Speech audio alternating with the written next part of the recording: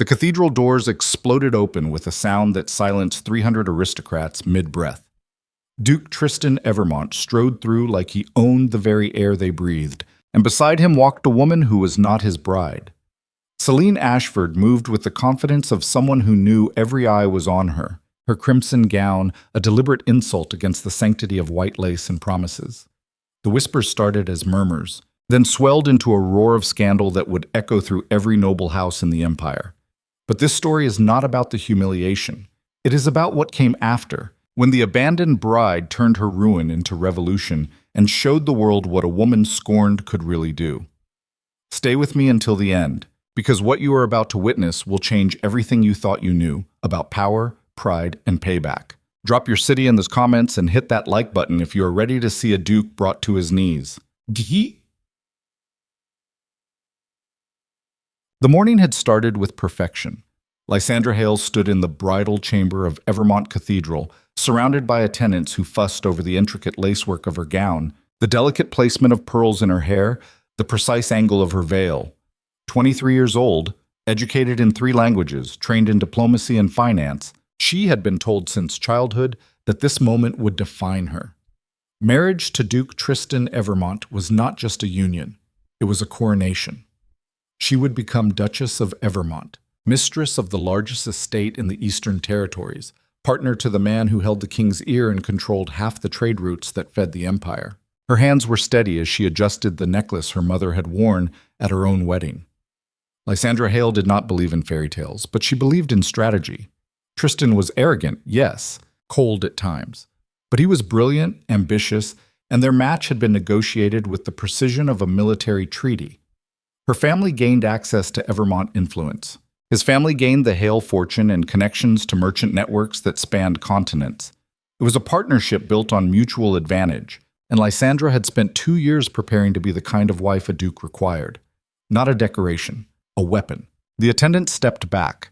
Lysandra looked at herself in the full-length mirror and saw exactly what she had intended.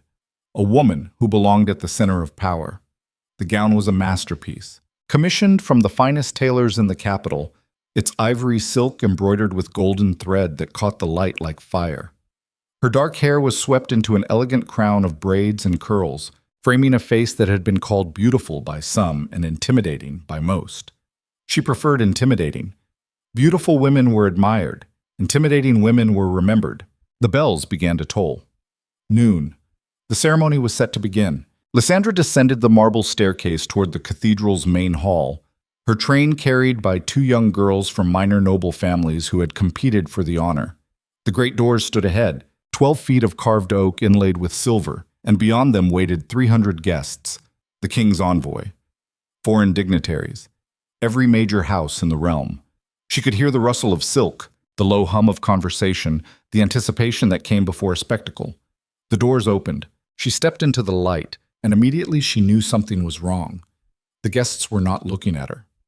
Every head in the cathedral had turned toward the entrance behind her, toward the outer courtyard where carriages deposited latecomers. The murmurs started low, confused, then rose in pitch and volume until they drowned out the choir that had begun to sing.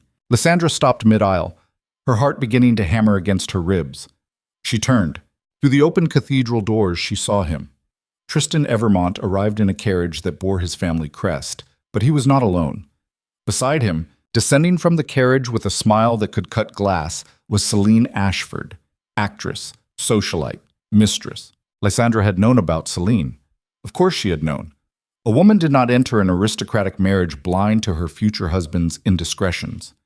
Mistresses were a reality of noble life, tolerated as long as they remained in the shadows, discreet and powerless. Celine Ashford had been neither discreet nor powerless, but Lysandra had calculated that once the marriage was official, once she held the title of Duchess, she would have the leverage to manage that situation. She had planned for it. She had not planned for this. Celine wore red, not the muted burgundy that might pass for formal attire, but a brilliant, scandalous crimson that screamed defiance. The gown was cut low, designed to draw every eye, and her blonde hair fell in perfect waves over bare shoulders. She walked beside Tristan not as a guest, not as a subordinate, but as an equal. Her hand rested on his arm, her chin was high, and as they approached the cathedral entrance, As 300 aristocrats collectively held their breath, Celine looked directly at Lysandra and smiled. Tristan was late. 40 minutes late to his own wedding, and he had brought his mistress to the ceremony. The whispers became shouts, gasps, exclamations of shock. Lysandra stood frozen in the center of the aisle, every instinct screaming at her to move, to react, to do something, but her body would not obey. She watched as Tristan and Celine entered the cathedral together, as he nodded to guests as if this were perfectly normal. As Celine glanced at Lysandra's gown and said in a voice loud enough to carry, "Outdated, do you not think? I suppose some girls still dream of looking like their grandmothers." Laughter. Not from everyone, but enough. Enough that Lysandra felt the heat rise to her face, felt the world tilt beneath her feet. She looked at Tristan, waiting for him to correct this, to send Celine away, to salvage what remained of propriety. But Tristan only looked at her with an expression she had never seen before. Not love, not even cruelty, just indifference. He walked past her. Celine followed. They moved toward the altar as if Lysandra were not there, as if this were their wedding and she were the intruder. The bishop stood at the front, his face pale, uncertain. The guests shifted in their seats, some standing, some whispering frantically to their neighbors. The king's envoy looked appalled. Foreign dignitaries exchanged confused glances, and Lysandra stood alone in the aisle, her carefully constructed future collapsing around her. Tristan reached the altar and turned to face the crowd. His voice, when he spoke, was calm, casual, the tone of a man announcing a change in dinner plans. There will be no wedding today. Silence. Absolute suffocating silence. Lysandra felt her knees weaken. She gripped the edge of a pew to steady herself. No wedding. He was calling it off. Here, now, in front of everyone, Tristan continued, "I have decided that this arrangement no longer serves my interests. Miss Hale is a respectable woman, but respectability is not what I require in a partner. I need someone who understands the realities of power, who is willing to stand beside me without the burden of outdated expectations. Someone like Celine." Celine stepped forward, positioning herself at Tristan's side, as if she had always belonged there. She did not look at Lysandra. She did not need to. The message was clear. The bishop stammered, "Your Grace, this is highly irregular. The contracts have been signed. The families have agreed." "Contracts can be renegotiated," Tristan said smoothly. "Families can adapt. I am the Duke of Evermont. I do what is necessary." Lysandra's vision blurred at the edges. Shock, humiliation, rage. All of it hit her at once, a tidal wave that threatened to pull her under. She had spent 2 years preparing for this marriage. 2 years of negotiations, compromises, careful planning. Her family had invested a fortune into the alliance. She had sacrificed other opportunities, other suitors, because Tristan Evermont had been the apex, the pinnacle. And now he stood at the altar with another woman and dismissed her as if she were nothing. The guests were staring, some with pity, some with barely concealed delight. Scandal was the currency of the aristocracy, and this was a scandal that would be discussed for years. Lysandra Hale, abandoned at the altar, replaced by a mistress. It would define her forever. Every introduction, every social event, every whisper behind gloved hands would come back to this moment. She should leave. The rational part of her mind knew that. She should walk out with whatever dignity she could salvage, return home, let her family's lawyers handle the fallout. But as she stood there, trembling with fury and shame, another part of her spoke. A darker, colder voice that had been silent for too long. "If you leave now, you lose everything. If you run, they win." Lysandra's hands stopped shaking. Her vision cleared. And in the space of a single breath, she made a decision that would change the course of her life. She turned, not toward the exit, toward the guests. Her eyes scanned the rows of aristocrats, landing on a man seated near the middle. Lord Caelan Ward, Tristan's rival. A man who had spent the last 5 years challenging Evermont's dominance in trade, politics, and influence. Caelan was younger than Tristan by a decade, sharper, hungrier. He had built his fortune from nothing, a minor lord who clawed his way into relevance through intelligence and ruthlessness. And he hated Tristan Evermont with a passion that was well known to anyone who paid attention. Lysandra walked toward him. Every step echoed in the silent cathedral. Caelan watched her approach, his dark eyes unreadable. She stopped in front of his pew and spoke in a voice loud enough for everyone to hear. Lord Ward, I have a proposal. Kalen raised an eyebrow. The faintest hint of a smile touched his lips. I am listening. Marry me. Right now. Today. The cathedral erupted. Shouts. Gasps. Exclamations of disbelief. Tristan's head snapped toward her, his expression shifting from indifference to shock.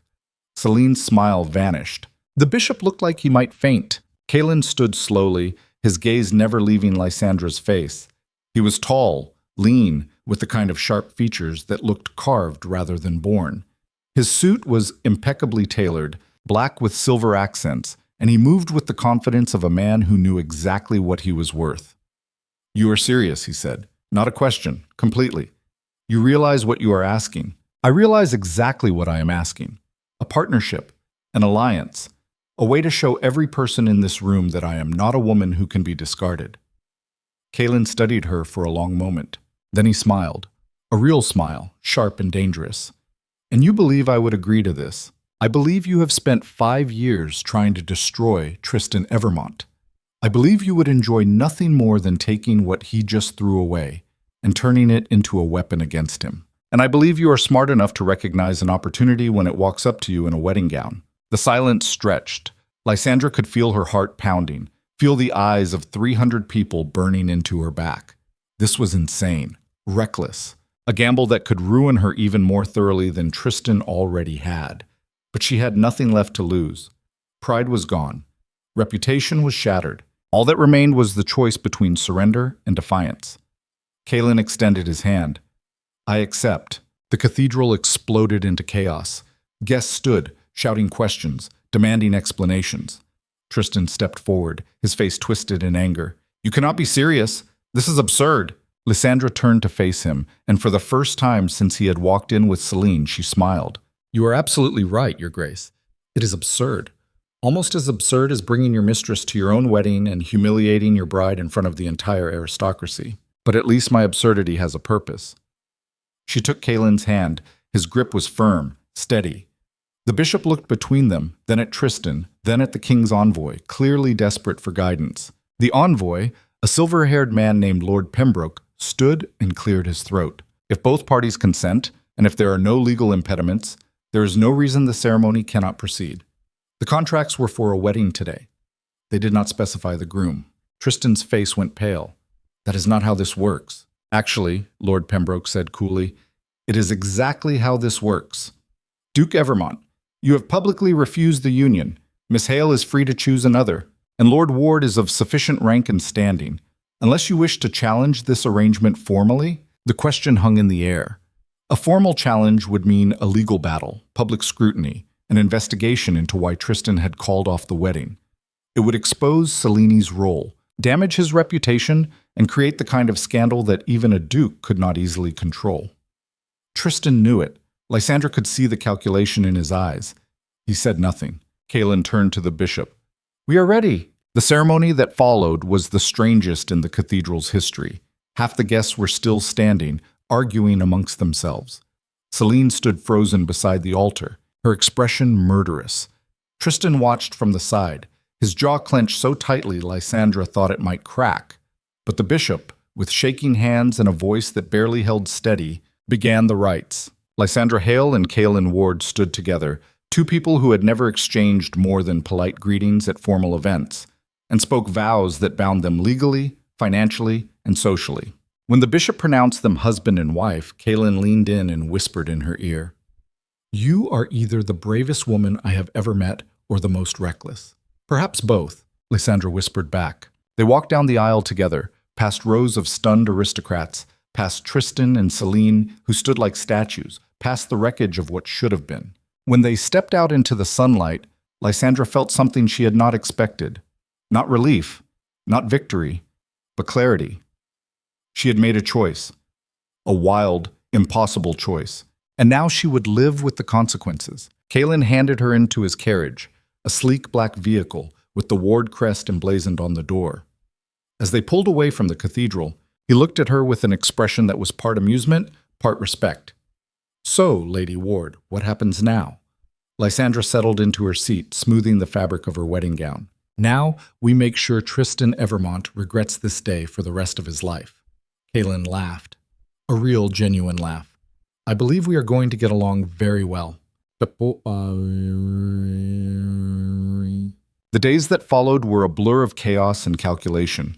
News of the wedding spread through the capital like wildfire. Some called Lysandra desperate. Others called her brilliant. The gossip mills churned endlessly, dissecting every detail, every rumor, every possible interpretation. Tristan and Celine became targets of ridicule as much as Lysandra. The duke who brought his mistress to his wedding, the actress who thought she could replace a noble bride. The scandal was so enormous that even the king's court took notice. But while the aristocracy gossiped, Lysandra and Kaelin worked. They met in the study of Kaelin's estate, a sprawling mansion on the western edge of the capital. It was smaller than Evermont Manor, but more modern, filled with books, maps, and documents that spoke to a mind constantly at work. Kaelin spread a set of ledgers across the desk and gestured for Lysandra to sit. Tristan's power comes from three sources, he said without preamble: land, trade, and political connections. He owns the largest estate in the East, controls major trade routes through the southern ports, and has spent decades building alliances with key members of the King's Council. If we want to break him, we need to dismantle all three. Lysandra studied the ledgers. Her education had included finance, and she read the numbers with the ease of someone who had been trained to see patterns. The Hale family controlled merchant networks. Her father's ships moved goods across continents. Her connections could reroute trade away from Evermont-controlled ports. I can handle the trade routes, she said. My family will support this. Tristan humiliated them as much as he humiliated me. They will want revenge. Good. Kaelin flipped to another page. But trade alone will not be enough. Tristan's political alliances are deep. He has the loyalty of at least 6 council members, maybe more. We need leverage. Lysandra leaned back in her chair thinking. Leverage meant information, secrets, the kind of knowledge that could turn allies into enemies. And she knew exactly where to find it. Celine Ashford, she said. Kaelin looked up sharply. The mistress? She is not just a mistress. She is a socialite, an actress. Someone who has spent years moving through aristocratic circles, charming powerful men, gathering secrets. If Tristan trusted her enough to bring her to the wedding, he trusts her with information. And if we can turn her or expose her, we can access that information. Kaelin smiled. I underestimated you. Most people do. They worked late into the night building a strategy that was as much psychological warfare as it was political maneuvering. They identified Tristan's key allies, mapped out financial vulnerabilities, and planned moves that would be executed with precision over the coming months. It was exhausting. It was exhilarating. And for the first time since the cathedral, Lysandra felt something other than rage. She felt purpose. But Celine Ashford was not idle. While Lysandra and Kaelin plotted, Celine launched her own campaign. She appeared at every major social event, always on Tristan's arm, always dressed to perfection. She spoke to journalists, gave interviews, painted herself as the woman who had saved the Duke from a loveless political marriage. And she attacked Lysandra with a viciousness that was both personal and public. At a charity gala 3 weeks after the wedding, Celine stood before a crowd of donors and smiled sweetly. I think it is wonderful that Miss Hale found someone willing to take her on such short notice. Desperation can be quite charming in its own way. The comment was met with uncomfortable laughter. Lysandra, standing across the room with Kaelin, felt the familiar burn of humiliation rise in her chest. But Kaelin placed a hand on her arm, steadying her. Do not react, he said quietly. Let her talk. The louder she gets, the more desperate she looks. He was right. Celine's attacks were vicious, but they were also transparent. Every insult, every mocking comment revealed her own insecurity. She was trying to cement her position beside Tristan, but the more she attacked Lysandra, the more she reminded everyone that she was the outsider, the interloper. Lysandra smiled and raised her glass in a silent toast to Celine. The actress's expression flickered, just for a moment, with uncertainty. Over the following weeks, Lysandra and Kaelin began to execute their plan. The first move was subtle. Lysandra's family quietly redirected shipping contracts away from Evermont-controlled ports, citing better rates and more efficient routes through ward-affiliated channels. It cost Tristan revenue, but not enough to cause immediate alarm. The second move was more direct. Kaelin used his network of informants to gather dirt on one of Tristan's key allies, a council member named Lord Ashton, who had been skimming funds from a royal infrastructure project. The information was leaked to the king's auditors. Lord Ashton was removed from the council within a week. Tristan noticed. Of course he noticed. But by the time he realized what was happening, Lysandra and Kaelin had already moved to the next target. They were not fighting a single battle. They were waging a war, piece by piece, alliance by alliance, until Tristan's foundation began to crack. And then came the Trade Council. The National Trade Council met twice a year to negotiate contracts, resolve disputes, and allocate trade rights across the empire. It was the most important economic event in the realm, and Tristan Evermont had dominated it for over a decade. His influence was so entrenched that most outcomes were decided before the council even convened. But this year was different. Kaelin had spent months building relationships with key stakeholders, offering better terms, forming alliances with merchants who had grown tired of Evermont's dominance. Lysandra had leveraged her family's connections, securing commitments from shipping companies and foreign traders. Together, they had quietly assembled a coalition that controlled a majority of the council's voting power. Tristan did not see it coming. The council convened in the Grand Hall of Commerce, a massive chamber filled with representatives from every major trade house in the empire. Tristan entered with his usual confidence, Celine beside him, both dressed in the finest silks and jewels. He took his seat at the head of the table, the position he had occupied for years, and called the meeting to order. The first few votes went as expected, minor contracts, routine approvals. But then came the major proposal. Tristan's company had submitted a bid to control the primary shipping route through the Eastern Territories, a contract worth millions and one that would solidify his dominance for the next decade. It was a formality. Everyone knew it would pass. Kaelin stood. I would like to propose an alternative. Tristan's expression did not change, but Lysandra saw the flicker of annoyance in his eyes. An alternative, Lord Ward? The bid has already been reviewed and approved by the preliminary committee. Yes, a committee you controlled. But the final vote belongs to this council, and I believe there is a better option. Kaelin laid out his proposal. A joint venture between the Ward and Hale families, offering better rates, more efficient logistics, and profit-sharing agreements that benefited smaller trade houses instead of concentrating wealth in Evermont's hands. It was a good proposal. More than good. It was brilliant. Tristan dismissed it immediately. A nice idea, Lord Ward, but impractical. The infrastructure required for such a venture would take years to build. My company already has the resources in place. Your company has the resources, Kaelin agreed, but not the support. He nodded to one of the council members, a merchant lord named Davos who had been neutral for years. Davos stood and announced his support for the Ward-Hale proposal.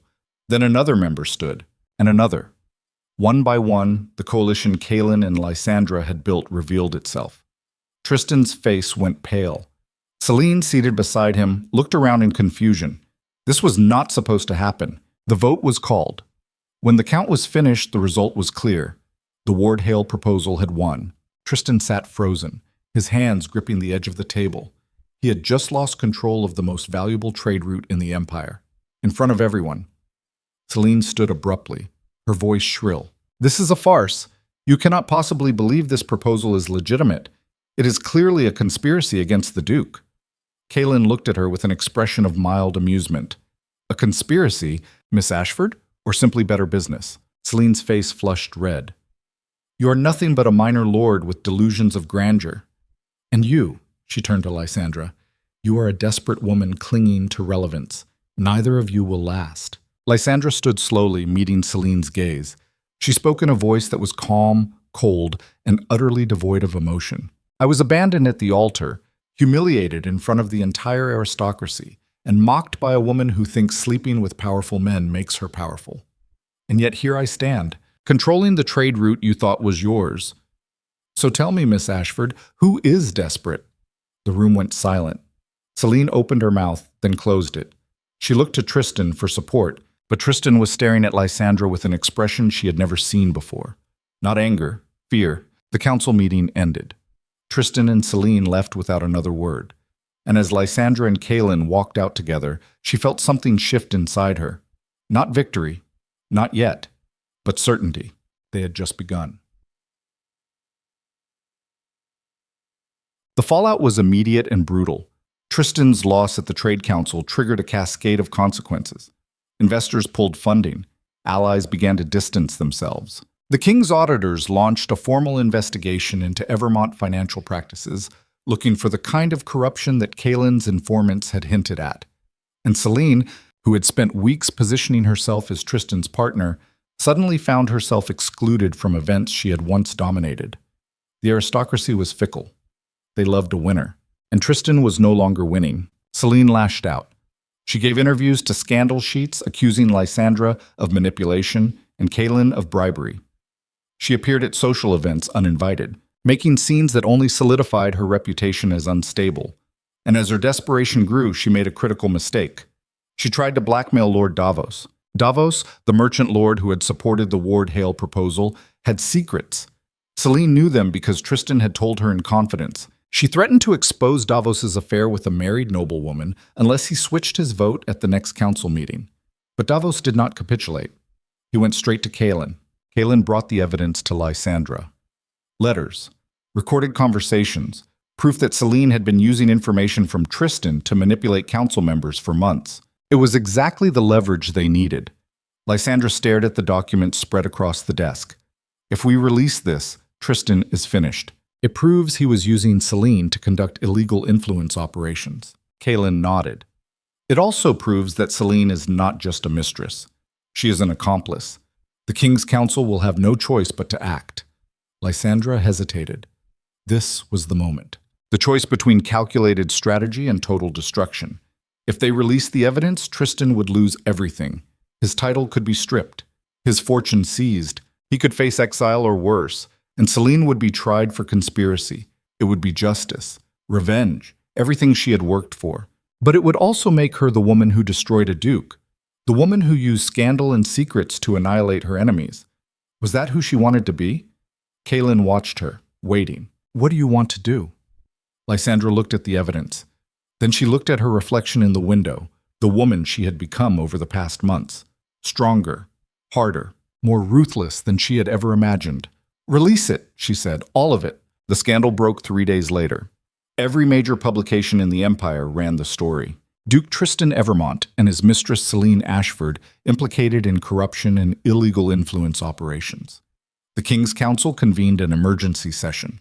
Tristan was summoned to testify. Celine was arrested. The aristocracy turned on them with the same viciousness they had once reserved for Lysandra. The Duke who fell from grace, the actress who thought she could play in a world beyond her reach. They were not just defeated, they were destroyed. Lysandra watched it all unfold from Kaelin's estate, a glass of wine in her hand. She felt no joy, no triumph, only a cold, hollow certainty that this was what power required. Sacrifice, cruelty, the willingness to do what others would not.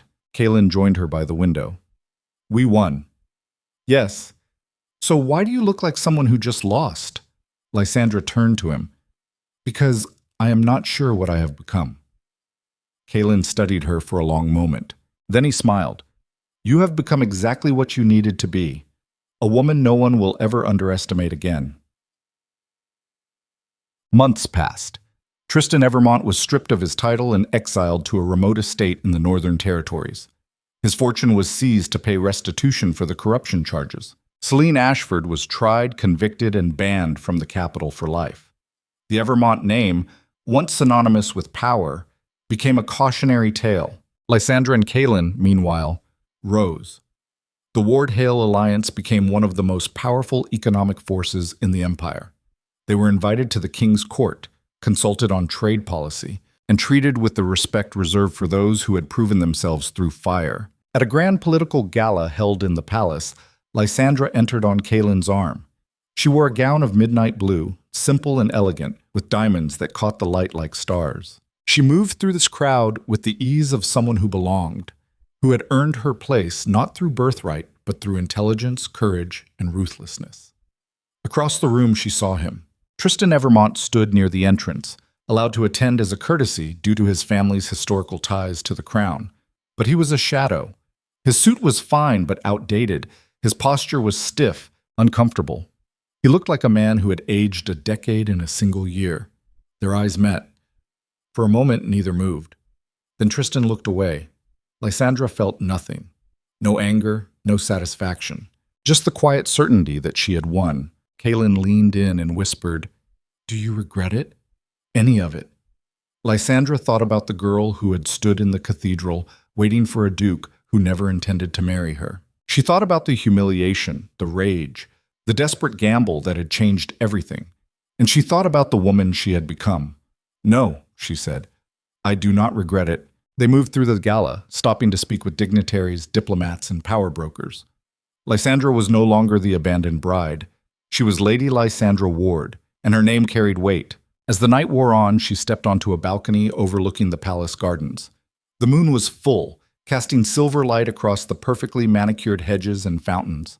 She was alone, for the first time in hours, and she allowed herself a moment to breathe. Footsteps behind her. She turned. Tristan stood in the doorway, his expression unreadable. They stared at each other in silence. Then he spoke, his voice rough. "I underestimated you." Lysandra inclined her head. "Yes, you did. I thought you would run, thought you would disappear and let the scandal fade. I never imagined you would turn it into this." "Into what?" "Into power." Tristan stepped closer, and for a moment, Lysandra saw a flicker of the man he had been. Confident, arrogant, but that man was gone, replaced by someone broken. "I want you to know," he said quietly, "that I did not bring Celine to hurt you. I brought her because I genuinely believed she was the better choice. I was wrong." Lysandra looked at him. "Apologies mean nothing now. I know, but I needed to say it anyway." He turned to leave, then paused. "For what it is worth, you were always too good for me. I just did not realize it until it was too late." He walked away, disappearing into the gala. Lysandra watched him go, and for the first time since the cathedral, she allowed herself to feel something other than cold calculation. Pity. Kaelin appeared beside her. "Everything all right?" "Yes, just ghosts." He smiled.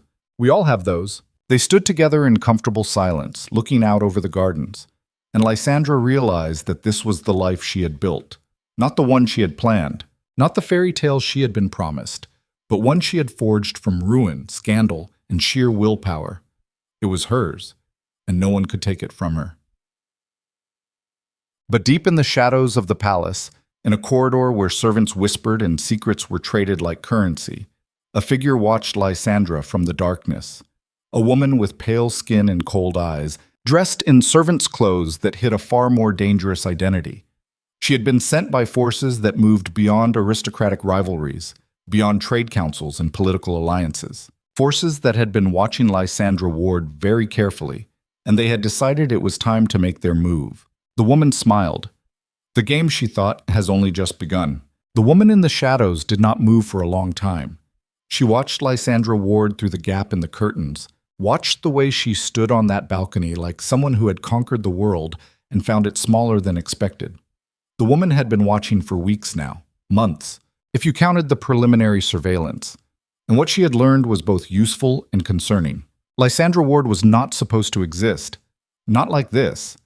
The plan had been simple. Tristan Evermont would marry the Hale girl, consolidate power, and become a reliable asset for the organization that operated in the spaces between governments and corporations. The woman's employers did not care about aristocratic drama. They cared about control. And Tristan had been controllable, predictable, a man whose arrogance made him easy to manipulate. But Lysandra had destroyed that. She had turned humiliation into revolution, scandal into strategy, and in doing so, she had created a variable that no one had planned for. The Ward-Hale alliance was too powerful, too independent. Lysandra herself was too intelligent, too observant. She asked the wrong questions.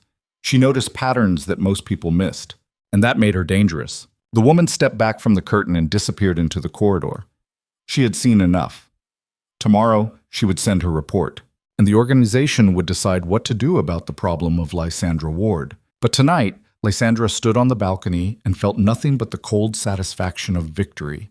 She did not know about the woman in the shadows. She did not know about the forces gathering against her. She only knew that she had won, that Tristan was broken, that Celine was gone, and that her name now carried the kind of weight that could move empires. Kaelin joined her, 2 glasses of champagne in hand.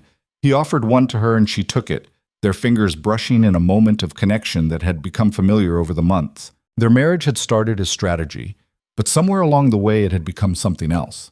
Not love exactly, but partnership, respect, the kind of bond that formed between people who had survived a war together. "You are thinking too much," Kaylin said. "Am I?" "You get this look, like you are calculating trajectories in your head." Lysandra smiled. "Maybe I am." "Well, stop. Tonight is for celebration. We earned this." They clinked glasses. The champagne was expensive, the kind that tasted like light and money. Lysandra drank and felt the bubbles sharp against her tongue. She thought about the girl she had been 6 months ago, standing in a cathedral waiting for a duke who would never come. That girl would not recognize the woman she had become, and Lysandra was not sure if that was triumph or tragedy. "Do you ever wonder what would have happened if I had just walked away?" she asked quietly. Kaylin considered the question. "Every day. But then I remember that if you had walked away, I would still be a minor lord fighting a losing battle against Tristan's empire, and you would be living in exile somewhere, broken and forgotten. So no, I do not wonder for long." Lysandra looked at him. Kaylin Ward was not a handsome man in the classical sense. His features were too sharp, his expressions too guarded, but he had a presence that commanded attention. Intelligence burned behind his eyes, and he moved through the world with the confidence of someone who had built everything from nothing and knew exactly what it cost. "Thank you," she said. "For what?" "For saying yes. That day in the cathedral, you could have refused, could have let me humiliate myself even further. But you did not." Kaylin shrugged. "I am a pragmatist. You offered me an opportunity. I took it. It was more than that." "Was it?" He smiled. "Maybe. Or maybe I just recognized someone who was willing to burn the world down to prove a point. That kind of fury is rare. I wanted to see what you would do with it, and now you know." "Now I know." He raised his glass. "To fury, and what it builds." They drank again, and for a moment, standing on that balcony overlooking the palace gardens, Lysandra allowed herself to believe that this was the ending, that she had won, that the story was over, that she could finally rest. But deep in her gut, in the place where instinct lived, she knew better. Something was wrong. She could feel it in the way certain guests had looked at her tonight, in the whispers that stopped when she approached, in the subtle tension that hung in the air like smoke. She had spent months learning to read rooms, to sense danger before it arrived.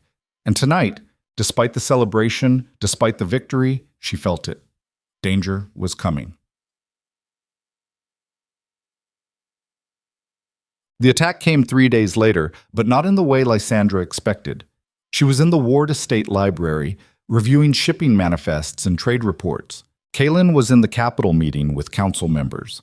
The house was quiet, the kind of peaceful silence that came in the afternoon when the servants were busy elsewhere and the world seemed to pause. Lysandra sat at the large oak desk, her pen moving across paper as she made notes in the margins of a contract proposal. The door opened. She looked up, expecting to see one of the household staff. Instead, she saw a woman she did not recognize, pale skin, dark hair pulled back in a severe bun, wearing the plain dress of a servant but carrying herself with a posture that was anything but subservient. The woman closed the door behind her and locked it. Lysandra's hand moved instinctively toward the desk drawer where Kaylin kept a pistol. But the woman raised her hands in a gesture of peace. "I am not here to hurt you, Lady Ward. I am here to warn you." Lysandra did not move. "Who are you? My name does not matter. What matters is what I know. And what I know is that you have made very powerful enemies." "I have made many enemies." "Be more specific." The woman stepped closer, her movements precise and deliberate. "There is an organization. It operates outside the traditional power structures. Governments, corporations, aristocracies. They do not control these things directly. They guide them, influence them, and when something threatens their plans, they remove it." Lysandra kept her voice steady. "And I am a threat." "You are more than a threat. You are a disruption." Tristan Evermont was supposed to consolidate power in the Eastern Territories. He was supposed to become a reliable asset. You destroyed that. And in doing so, you created an alliance that is too independent, too unpredictable. The organization does not like unpredictability. Why tell me this? The woman's expression did not change. Because I have my own reasons for wanting them to fail. And because you are smart enough to understand what I'm about to tell you. She placed a folder on the desk. Lysandra opened it.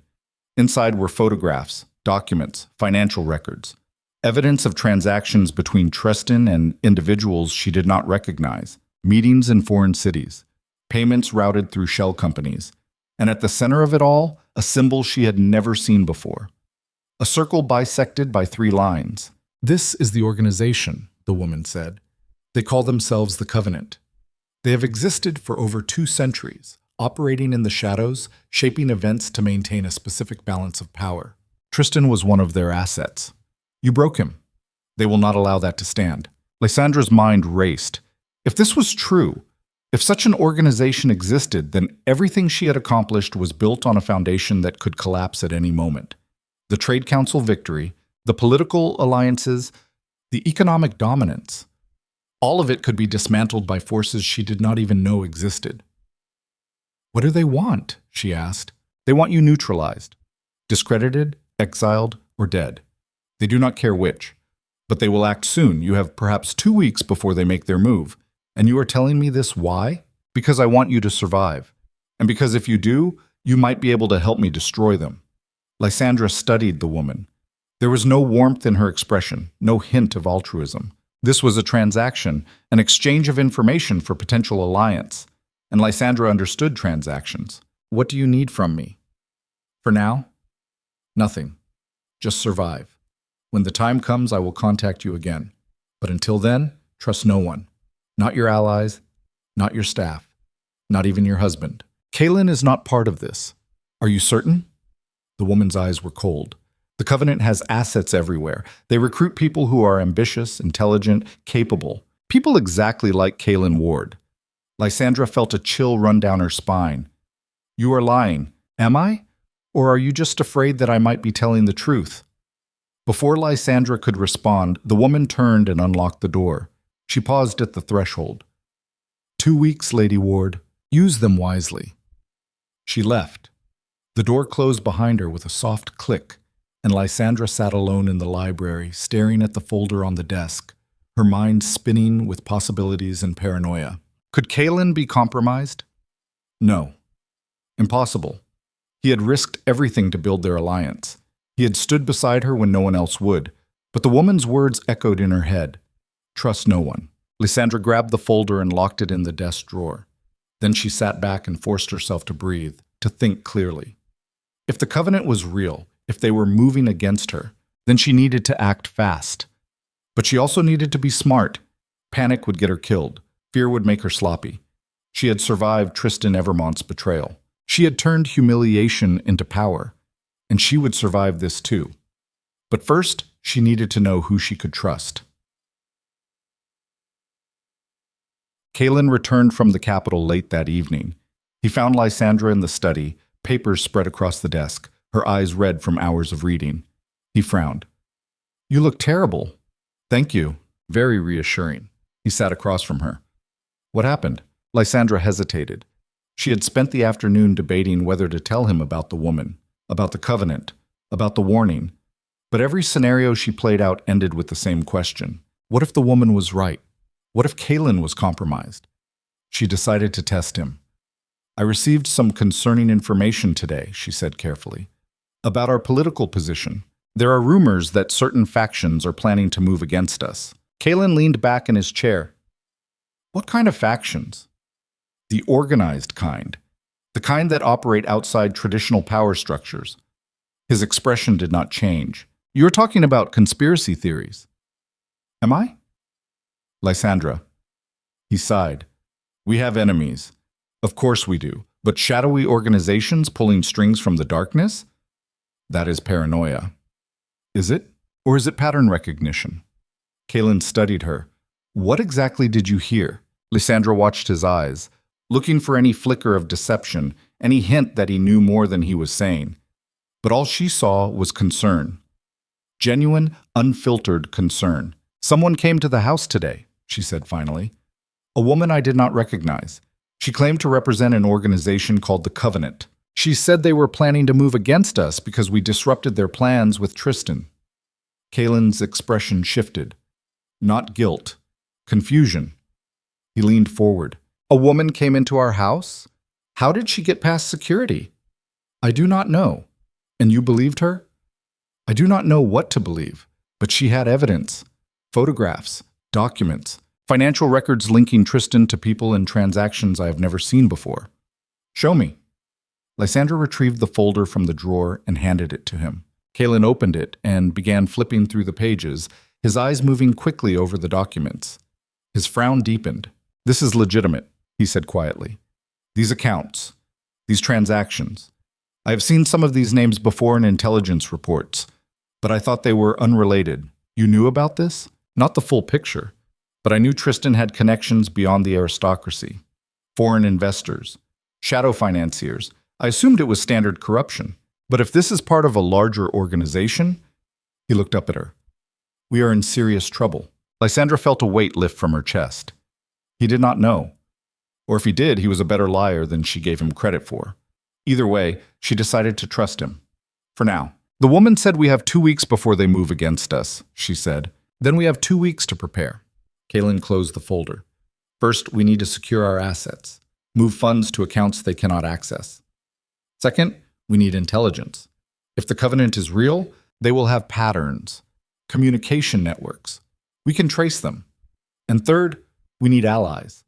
People who are outside the traditional power structures and cannot be easily compromised. You make it sound simple. It is not simple, but it is necessary. Kalen stood. I will contact my informants. You should reach out to your family. If the covenant moves against us, they will likely target the Hale network as well. Lysandra nodded. And what about the woman who warned me? If she contacts you again, find out what she wants. She claims to have her own agenda. That makes her useful, but it also makes her dangerous. Everything is dangerous now. Kalen smiled grimly. Yes, but we have been dangerous before. The next 2 weeks were a blur of preparation and paranoia. Lysandra and Kalen moved their operation into full defensive mode. They relocated key financial assets to secure accounts, established encrypted communication channels, and began quietly reaching out to contacts who might have information about the covenant. Every meeting was carefully planned. Every conversation was analyzed for hidden meanings.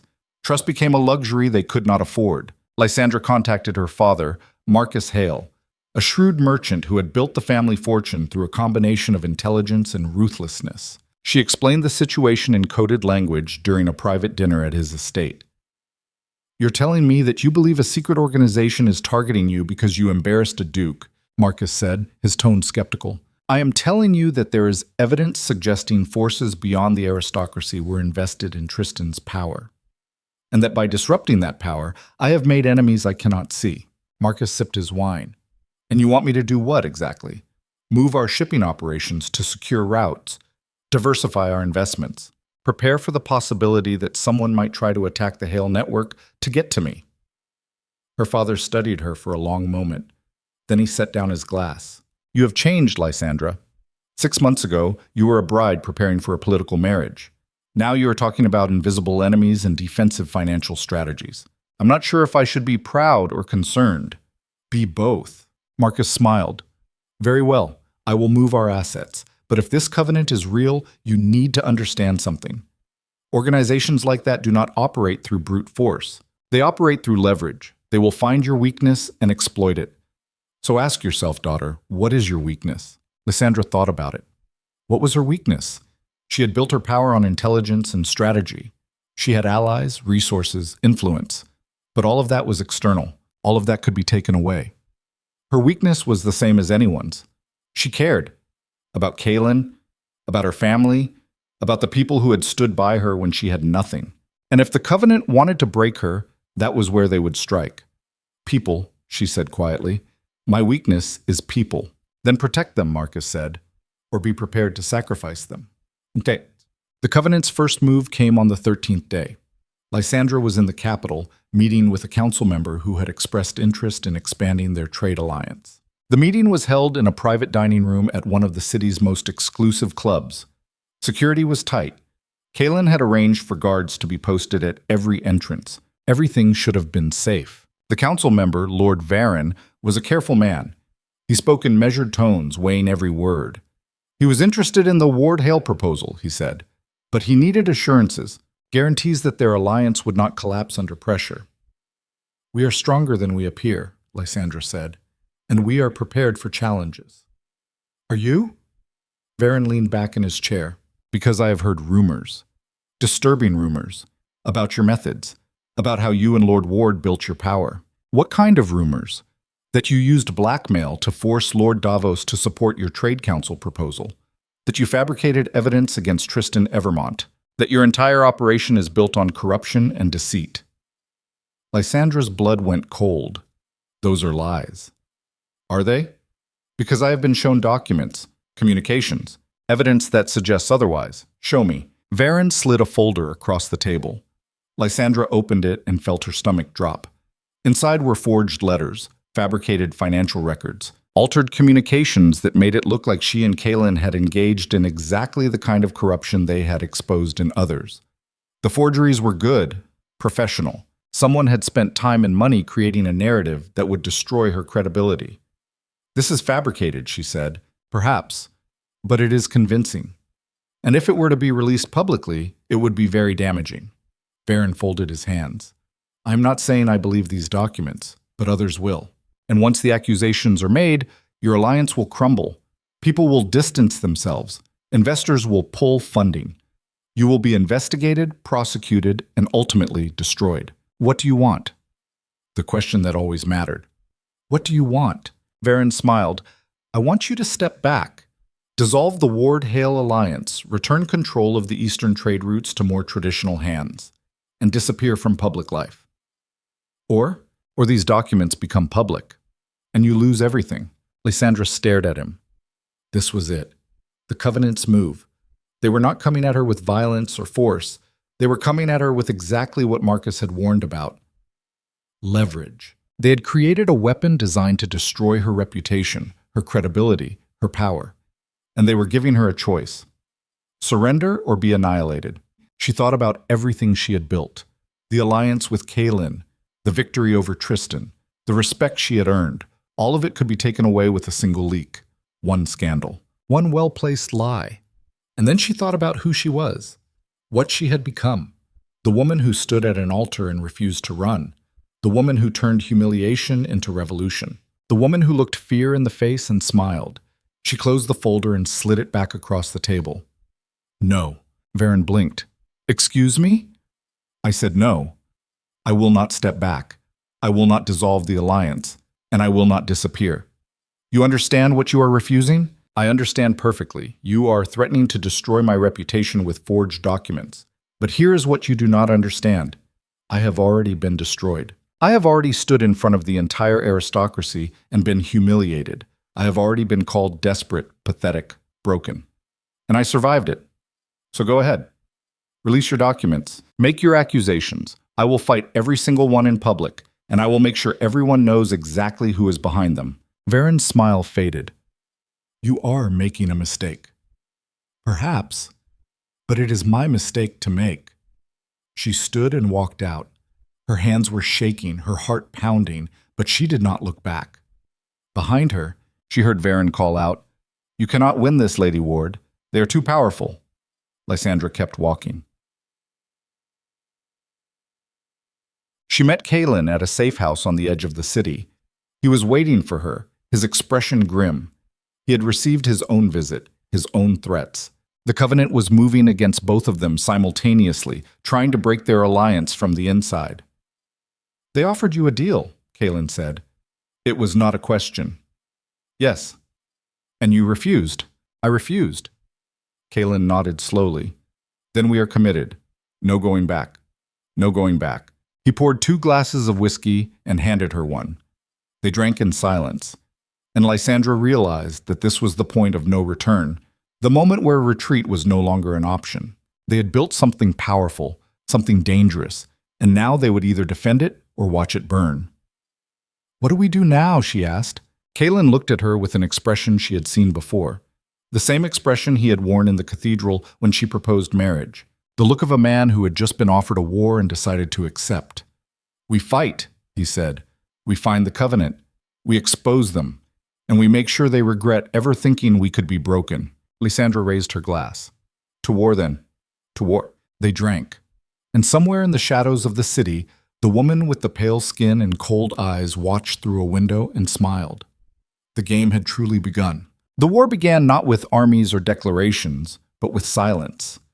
The kind of silence that settles over a city when powerful people stop talking and start calculating. Lysandra and Kaelin spent the first 72 hours after the meeting with Lord Varen fortifying their position.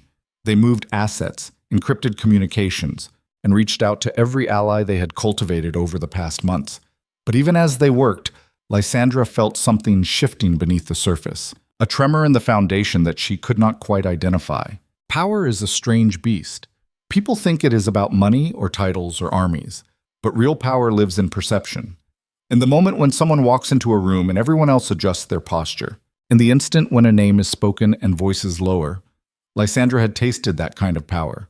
She had watched men who once ignored her now seek her approval. And she understood that what the Covenant was really attacking was not her wealth or her alliance. They were attacking the perception, the belief that she could not be touched, and perception could be shattered with a single well-placed blow. The blow came on the fourth day.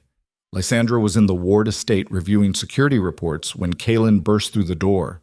His face was pale, his jaw tight. He carried a newspaper in his hand, the kind printed on cheap paper and sold on street corners.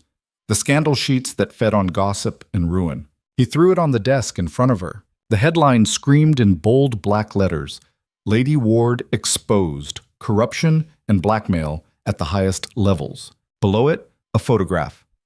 Lysandra and Lord Davos in what appeared to be a private meeting. The angle suggested intimacy, conspiracy. And beside it, reproductions of the forged documents Varen had shown her. Letters that made it look like she had threatened Davos. Financial records that suggested bribes. Communications that painted her as exactly what her enemies wanted the world to see. A schemer. A manipulator.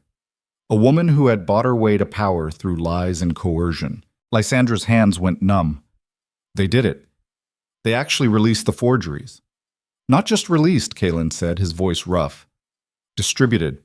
Every major publication in the Empire received copies this morning. The broadsheets are running verification checks, but the scandal rags printed it immediately. By noon, everyone in the capital will have seen this. She looked up at him. We knew this was coming. We prepared for it. We prepared for accusations. Not for this level of coordination. Kaelin paced the room like a caged animal. They did not just leak documents. They orchestrated a campaign. Testimonials from anonymous sources. Statements from minor nobles claiming you threatened them. Even Lord Davos has gone silent. He will not confirm or deny anything. Davos is protecting himself. Exactly. And if he will not stand by us, others will follow. People protect their own interests first. Always. Lysandra felt the walls closing in. This was the moment the Covenant had been building toward. Not violence, not direct confrontation, just the slow, methodical destruction of credibility. Once the accusations were public, once doubt was planted, the truth became irrelevant. People would believe what they wanted to believe. And most people wanted to believe that someone like her, a woman who had risen too far too fast, must have cheated. What do we do? She asked quietly. Kaelin stopped pacing. We fight it. Publicly. We release our own statement. We produce evidence that the documents are forged. We force an investigation. And if the investigation is controlled by people allied with the Covenant, then we are finished. The words hung in the air between them. Finished. Everything they had built. Everything they had fought for. All of it could collapse in a matter of days if they could not control the narrative. Lysandra stood and walked to the window. Outside, the grounds of the Ward estate stretched toward gardens and forests beyond. It looked peaceful, serene, a lie, just like everything else. She thought about the girl who had stood at the altar 6 months ago. That girl had believed in rules, in fairness, in the idea that if you played the game correctly, you would be rewarded. But that girl was dead, killed by a duke who thought he could humiliate her without consequence. The woman who remained understood a darker truth. There were no rules, only power. And power was taken, not given. Release the statement, she said. Challenge the documents publicly. And find me the woman who warned us. If she knows about the Covenant, she knows how they operate. We need that information. Kaelin nodded and left to make the arrangements. Lysandra remained at the window, watching the sunlight filter through trees, and wondered if this was what it felt like to drown. The slow realization that no matter how hard you fought, the water was rising faster than you could swim. But she was not ready to drown. Not yet. Bosit. The public statement was released that afternoon. Lysandra and Kaylin held a press conference in the grand hall of the Ward estate, standing before a sea of journalists and aristocrats who had come to watch the spectacle. Lysandra wore black, simple and severe, the kind of outfit that projected strength without arrogance. Kaylin stood beside her, his expression carved from stone. "The accusations made against Lady Ward are fabrications," Kaylin said, his voice cutting through the murmurs. "The documents published this morning are forgeries created by individuals seeking to destroy our alliance. We have already submitted these materials to independent forensic experts who will verify their fraudulent nature. We welcome a full investigation." A journalist raised her hand. "Lady Ward, do you deny threatening Lord Davos?" Lysandra stepped forward. "I had business dealings with Lord Davos. Those dealings were conducted with complete transparency and within all legal boundaries. The suggestion that I engaged in blackmail is a lie designed to discredit me, because I refuse to be controlled by those who believe power should remain in the hands of a select few." Another voice from the crowd. "What about the financial irregularities mentioned in the reports?" "There are no irregularities. Our accounts have been audited multiple times. Every transaction is documented. We invite anyone who questions our legitimacy to examine the records themselves." But the journalists were not interested in records or evidence. They were interested in scandal. And as the questions continued, Lysandra realized that the press conference was not changing minds. It was just feeding the story, giving it oxygen. The more she defended herself, the more guilty she appeared. This is power's cruel paradox. When you are rising, every success reinforces your image. But when you are falling, every defense sounds like desperation. And desperation is blood in the water. The conference ended badly. Lysandra and Kaylin retreated to the study, where they watched the coverage unfold on multiple news feeds. The headlines were brutal. "Lady Ward denies everything. Ward alliance under fire." Is this the end of the Hale Ward dynasty? Kaylin slammed his fist on the desk. "We are losing control of this." Lysandra did not respond. She was watching a particular broadcast, one that featured an interview with someone she recognized, Celine Ashford. Celine sat in a plush chair, her blonde hair perfectly styled, her expression one of practiced sympathy. She wore white, a calculated choice meant to contrast with the darkness being painted around Lysandra. "I think it is tragic, really," Celine was saying to the interviewer. "Lysandra was always so ambitious. I suppose when you want something badly enough, you convince yourself that any method is justified. I tried to warn Tristan about her, but he did not listen until it was too late." The interviewer leaned forward. "You believe Lady Ward is guilty of these accusations?" Celine paused, as if considering her words carefully. "I believe power corrupts. And I believe Lysandra was willing to do whatever it took to climb higher. Whether that involved blackmail, I cannot say for certain, but I am not surprised by these revelations." Lysandra felt rage surge through her veins. "Celine, of course. The Covenant would have recruited her, a woman scorned, desperate for relevance, willing to say anything if it meant destroying the person who had replaced her in the public eye." "Turn it off," Lysandra said quietly. Kaylin shut down the feed. "We need to respond to this." "No," Lysandra shook her head. "Responding makes it worse. Every statement we issue just keeps the story alive. We need to change tactics. What do you suggest?" "We find the leak. Someone inside our operation is feeding information to the Covenant. That is how they knew about our meeting with Davos.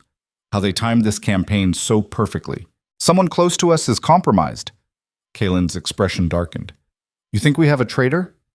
"I know we do, and we are going to find them." Shit it. The search began that night. Lysandra and Kaylin worked with brutal efficiency, reviewing communications, tracking movements, analyzing patterns. They interviewed staff, cross-referenced schedules, and looked for any inconsistency. It was exhausting work. The kind of paranoia that turned allies into suspects and every conversation into a potential trap.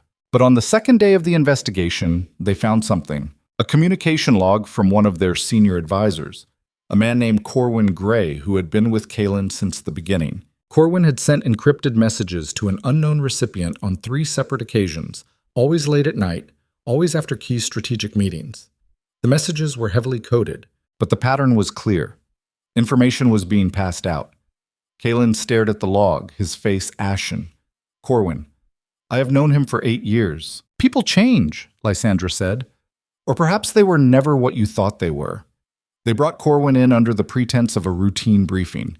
He entered the study looking tired but composed, a man in his 40s with graying hair and the calm demeanor of someone who had weathered many storms. He sat across from them and smiled. What can I do for you? Kalen slid the communication log across the desk. You can start by explaining these. Corwin looked at the papers. His expression did not change, just steady calm. I do not know what you are referring to.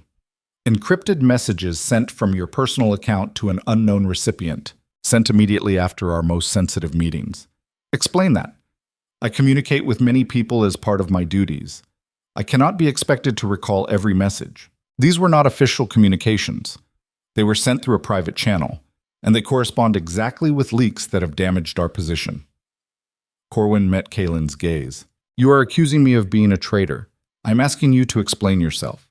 And here it is. The moment when loyalty is tested and found wanting. The moment when someone you trusted reveals themselves to be something else entirely. Corwin did not panic, did not protest. He simply leaned back in his chair and sighed. You were never going to win this, he said quietly. Kalen's hands clenched into fists. How long? From the beginning. Corwin's voice was matter of fact. I was recruited by the Covenant 5 years ago. Long before you ever met Lady Ward. They saw potential in you, Kalen. They thought you could be useful. And you were for a time. But then she came along. She changed everything. Lysandra felt ice spread through her chest. You have been feeding them information all along. Every meeting, every strategy, every move you made. They knew because I told them. Corwin looked at her with something that might have been pity. You are brilliant, Lady Ward. Truly. The way you turned your humiliation into power was remarkable, but you never understood the game you were playing. This is not about aristocratic rivalries or trade routes. This is about maintaining balance. And you disrupted that balance. Kalen stood, his chair scraping against the floor. You betrayed me. After everything. I served a higher purpose. And when this is over, when you and Lady Ward are removed from the board, the Covenant will ensure I am well compensated. Lysandra watched him. This man who had been in their inner circle, who had advised them, supported them, pretended to be loyal. And she realized something that cut deeper than the betrayal itself. They had never been in control. Every victory they thought they had earned had been allowed to happen. Every move they made had been anticipated. The Covenant had been watching, waiting, guiding events from the shadows. And Corwin had been the eyes and ears embedded right at the center. Where's the woman who warned me? Lysandra asked. The one with the pale skin and dark hair. Corwin smiled. There is no woman. That was me. I wrote those documents, staged that meeting, created the entire scenario to make you paranoid, to make you distrust your allies, to isolate you. And it worked. The floor dropped out from under Lysandra's world. The warning, the evidence about the Covenant, all of it had been fabricated, a trap designed to make her react exactly the way she had, to make her defensive, suspicious, aggressive, to turn her into the villain the forged documents portrayed. Why tell us this? Kalen asked, his voice barely controlled. Because it no longer matters. Corwin stood. By tomorrow morning, new evidence will surface. Communications between you and known criminals, financial ties to illegal operations, enough to trigger formal charges. You will be arrested, tried, and convicted, and there is nothing you can do to stop it. Kalen moved faster than Lysandra had ever seen him move. He grabbed Corwin by the collar and slammed him against the wall. Give me one reason not to kill you right now. Corwin did not flinch. Because killing me changes nothing. The evidence is already prepared. My death will only make you look more guilty. Kalen held him there for a long moment. Then he released him and stepped back, breathing hard. Get out. Gladly. Corwin adjusted his jacket. You should have stayed small, Kalen. You would have been happier. He left. The door closed behind him, and Lysandra and Kalen stood in the study, surrounded by the wreckage of everything they had built. This is why power is so fragile. You can have wealth, influence, armies at your command, but if someone on the inside decides to betray you, all of that crumbles. Because power is not held alone. It is held in networks, in relationships, in the trust that binds people together. And when that trust is shattered, the collapse is total. Kalen sank into his chair. We are finished. Lysandra wanted to argue, wanted to say they could still fight, still find a way out. But the truth was staring her in the face. Corwin was right. The Covenant had outplayed them at every turn. They had anticipated every move, countered every strategy, and planted poison at the very heart of their operation. Tomorrow, new evidence would surface. Charges would be filed. And no amount of denial or defense would matter. They had lost. Oh, the night stretched on in silence. Lysandra sat at the window, watching shadows move across the grounds. Kalen worked at his desk, going through documents as if searching for some answer buried in the papers.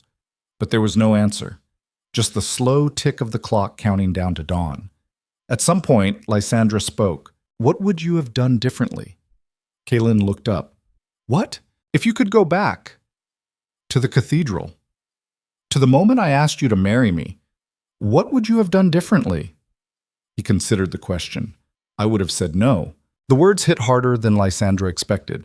Why? Because I would have saved you from this.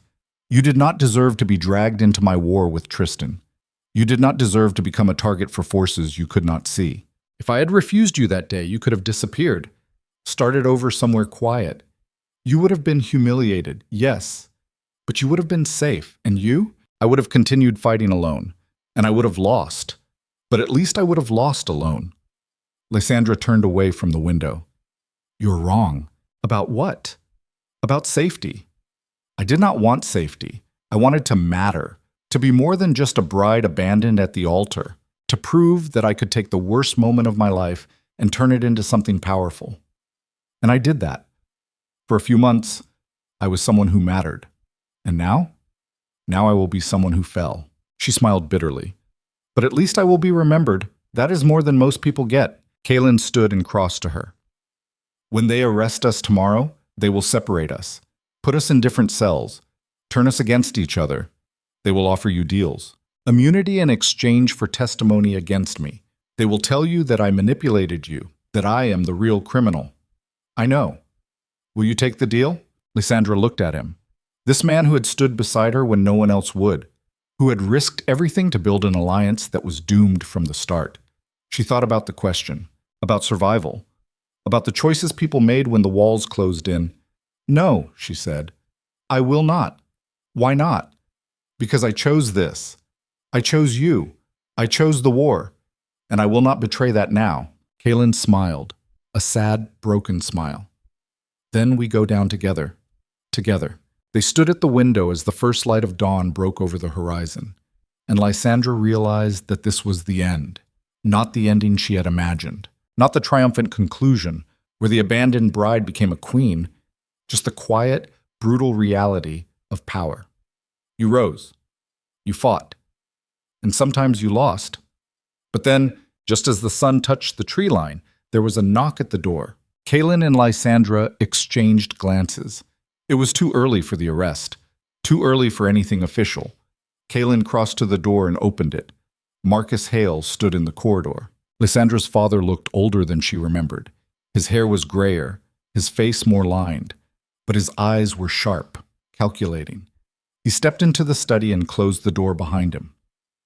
Father, Lysandra said, what are you doing here? Saving you. Marcus pulled a folder from his coat. I received word last night about what is coming, about the evidence the Covenant plans to release, about your advisor's betrayal. How did you know? Because I have my own sources. And because I am not as trusting as you are. Marcus opened the folder and spread documents across the desk. I have been investigating the Covenant for weeks, ever since you first mentioned them, and I found something interesting. What? They are not invincible. They operate through proxies, shell companies, false identities. But every organization has a center, a core group that makes decisions. And I found them. He pointed to a set of photographs, men and women in expensive suits sitting around a conference table. Some of the faces Lysandra recognized, council members, business leaders, people she had met at galas and political events. Others were strangers. These are the primary decision makers, Marcus said. 12 individuals who control the Covenant's operations across the empire. If you want to fight back, you do not fight the entire organization. You target the center. You destroy them, and the rest collapses. Kaelin leaned over the desk. How do we destroy them? You do not. Marcus looked at Lysandra. You cannot. You are too exposed, too compromised. But I can. The Hale network is still independent. They have not penetrated it yet. And I have resources you do not have access to. Connections, leverage. What are you saying? I am saying that if you are willing to step back, if you are willing to let me take over this fight, I can dismantle the Covenant, but it will require sacrifices. You will have to disappear for a time. Let the charges against you proceed. Go to trial even. Play the role of the defeated enemy while I work in the background. Lysandra stared at him. You want me to surrender. I want you to survive. Marcus's voice was firm. This is not your fight anymore. It is bigger than aristocratic politics and trade routes. The Covenant controls infrastructure, communications, financial systems. Fighting them head-on will get you killed. But if you step aside and let me wage this war from the shadows, we can win. And if we refuse, then you die. Tomorrow, or next week, or next month.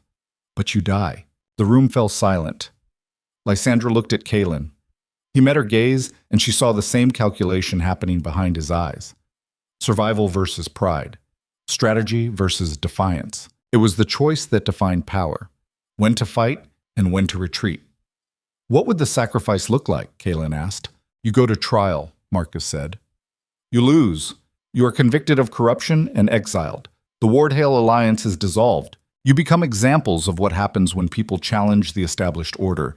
But you live. And while you are in exile, I dismantle the Covenant piece by piece. When it is safe, when they are broken, you return, quietly, under new identities if necessary, and we rebuild. Lysandra felt something inside her crack. This was not the ending she wanted, not the triumphant return or the vindication of her choices. It was surrender disguised as strategy, defeat wrapped in the promise of eventual victory. But it was also survival. And survival was the only game that mattered. How long? She asked quietly. Years, maybe 5, maybe 10. Marcus did not soften the blow. This is not a quick fight. The Covenant has existed for centuries. Destroying them will take time. Lysandra walked to the window again. Outside, the sun was fully risen now. The grounds of the Ward estate gleamed in the morning light, beautiful and fragile, just like everything she had built. She thought about the girl at the altar, the woman who had stood in front of 300 aristocrats and refused to run. That woman had believed she could rewrite her destiny through sheer force of will. And maybe she had, for a while. But destiny was not something you rewrote once. It was something you fought for every single day. And sometimes fighting meant retreating, surrendering the battle to win the war. She turned to her father. We do it your way. Marcus nodded. Good. I have already made arrangements. A safe house in the Northern Territories. New identities. You will leave tonight, before the arrest warrants are issued. Let them think you fled in panic. It will make the trial easier to control. And you? I stay. I maintain the facade of the disappointed father whose daughter disgraced the family. And I start taking apart the Covenant from the inside. Kaelin stood. This is really happening. This is survival, Marcus said. And survival is not pretty, but it is all we have. They left that night. No fanfare, no goodbyes. Just a quiet departure through servants' passages and hidden gates. Lysandra carried a single bag with clothes and documents. Kaelin carried even less. They rode in an unmarked carriage toward the northern borders, watching the capital disappear behind them. Lysandra did not cry. She had no tears left, just a hollow ache where her ambition used to live. She had risen so high, so fast, and the fall had been just as quick. But this was the truth about power that no one spoke aloud. It did not care about fairness or justice. It did not reward the deserving or punish the wicked. It simply flowed to whoever could hold it. And when you could not hold it anymore, it moved on. Kaelin took her hand. We will come back. Maybe. We will. Marcus knows what he is doing. Lysandra looked at him. Do you really believe that? I have to. Because the alternative is that we gave up everything for nothing. The carriage rolled on through the darkness, and Lysandra sat in silence, feeling the weight of what she had become. Not a duchess, not a revolutionary, just a woman who had gambled everything and lost, who had refused to be broken at an altar only to be shattered by forces she could not see. But even in the darkness, even in the defeat, she felt something stirring. Not hope, exactly, but something harder, more dangerous. Determination. She had survived Tristan. She had survived the scandal. And she would survive this. Not by fighting openly, not by defying her enemies in grand gestures, but by doing what her father had taught her, by playing the long game, by becoming someone else entirely until it was safe to be herself again. The carriage crossed the border as dawn broke, and Lysandra Ward, the woman who had turned humiliation into power, ceased to exist. In her place was someone new, someone without a name or a past, someone who would spend the next years in hiding, waiting, learning, and planning her return. Because this was not the end. It was just the transformation. The moment when the woman who refused to run finally learned how to disappear, how to become a ghost, how to haunt the people who thought they had won. The Covenant had broken her empire, but they had not broken her, and that would be their mistake. 5 years is a long time to be dead. Not literally dead, of course, but dead in every way that mattered. Dead to society, to power, to the life Lysandra had built with blood and strategy. The woman who had walked into that unmarked carriage had been Lady Lysandra Ward, a name that carried weight and consequence. The woman who emerged 5 years later in the Northern Territories had no name at all, just a ghost moving through the margins of a world that had forgotten her. The safe house Marcus had arranged was a stone cottage on the edge of a fishing village, so remote that news from the capital arrived weeks late and nobody cared anyway. Lysandra and Kaelin lived there under assumed names. He was a merchant's clerk. She was a teacher at the local school. They kept their heads down, their voices quiet, and their past buried so deep that sometimes even they forgot who they used to be. But forgetting was a luxury neither of them could afford. Every month a courier arrived with reports from Marcus, encrypted messages detailing his progress against the Covenant. At first the news was slow, incremental. Marcus was methodical, patient, working through layers of shell companies and proxy organizations to identify vulnerabilities. He did not attack openly. He eroded. A financial irregularity here, a compromised communication there, small cracks in a structure that had seemed invincible. But small cracks grow. And after 3 years, the reports started changing. Marcus had identified key members of the Covenant's core leadership. He had turned several of their lower-level operatives. He had begun to dismantle their financial networks, rerouting funds, exposing corruption, creating chaos from within. And the Covenant noticed. The reports became darker, more urgent. Marcus wrote about assassination attempts, about safe houses burned, about allies who disappeared in the night. The Covenant was fighting back, and they were vicious. But Marcus did not stop. He pressed harder, deeper, until the organization that had seemed untouchable began to fracture. Lysandra read every report with the same cold focus she had once applied to trade negotiations. She memorized names, analyzed patterns, and waited. Because Marcus had promised that when the time was right, when the Covenant was weak enough, she could return. And she intended to be ready. Kaelin adapted differently. He threw himself into their new life with a determination that bordered on obsession. He learned the fishing trade, helped repair boats, became part of the village community. At night, he would sit by the fire and talk about building something permanent, a real life, away from politics and power and the forces that had destroyed them. But Lysandra could not let go. She trained in secret, learning skills that a lady of the aristocracy would never need. How to move silently, how to fight with weapons and without, how to read a room for exits and threats. She studied the Covenant's structure obsessively, building mental maps of their operations, identifying weak points, planning moves she might never get to make. Because this is what exile does to people who refuse to surrender. It does not break them. It tempers them. It turns rage into patience, desperation into strategy, and pain into fuel that burns cold and steady for years. And then, in the 5th year, the message came. It arrived on a winter morning when the village was buried under snow and the sea was frozen gray. The courier was different this time. Not the usual runner, but a man Lysandra recognized, one of Marcus's senior operatives. His presence meant something had changed. He handed her a sealed envelope and left without a word. Lysandra opened it in the cottage while Kaelin was at the docks. Inside was a single sheet of paper with 4 words in her father's handwriting. "It is time. Come home." Her hands shook. 5 years. 5 years of waiting, planning, surviving, and now the moment had arrived. The covenant was vulnerable. Marcus had done what he promised. He had broken them from the inside. And now it was time for Lysandra to finish what they had started. She packed that night. Not much, just the essentials. Documents, weapons, the clothes of a woman who was done hiding. Kaelin returned to find her sitting at the table, the packed bag beside her. He stopped in the doorway. "It is time." "Yes." "You are going back. We are going back." Kaelin crossed to the table and sat across from her. His face was weathered from years of work, his hands calloused, but his eyes were the same, sharp, calculating. He looked at the bag, then at her. "I am not sure I want to." The words hung between them.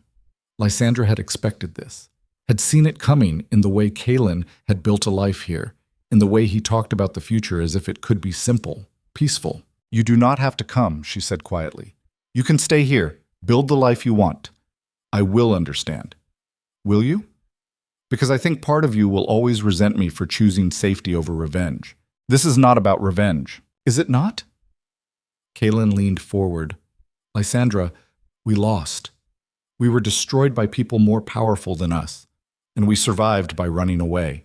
Your father gave us a second chance at life, a chance to be something other than casualties in a war we could not win. And now you want to throw that away to go back into the fire. I want to finish what we started. Why? What will it change? Even if you destroy the covenant, even if you reclaim your name and your power, it will not erase what happened. You will still be the woman who was humiliated at the altar, who was driven into exile, who spent 5 years living as a ghost. That does not go away." Lysandra stood. "You are right. It does not go away, but I can choose what it means.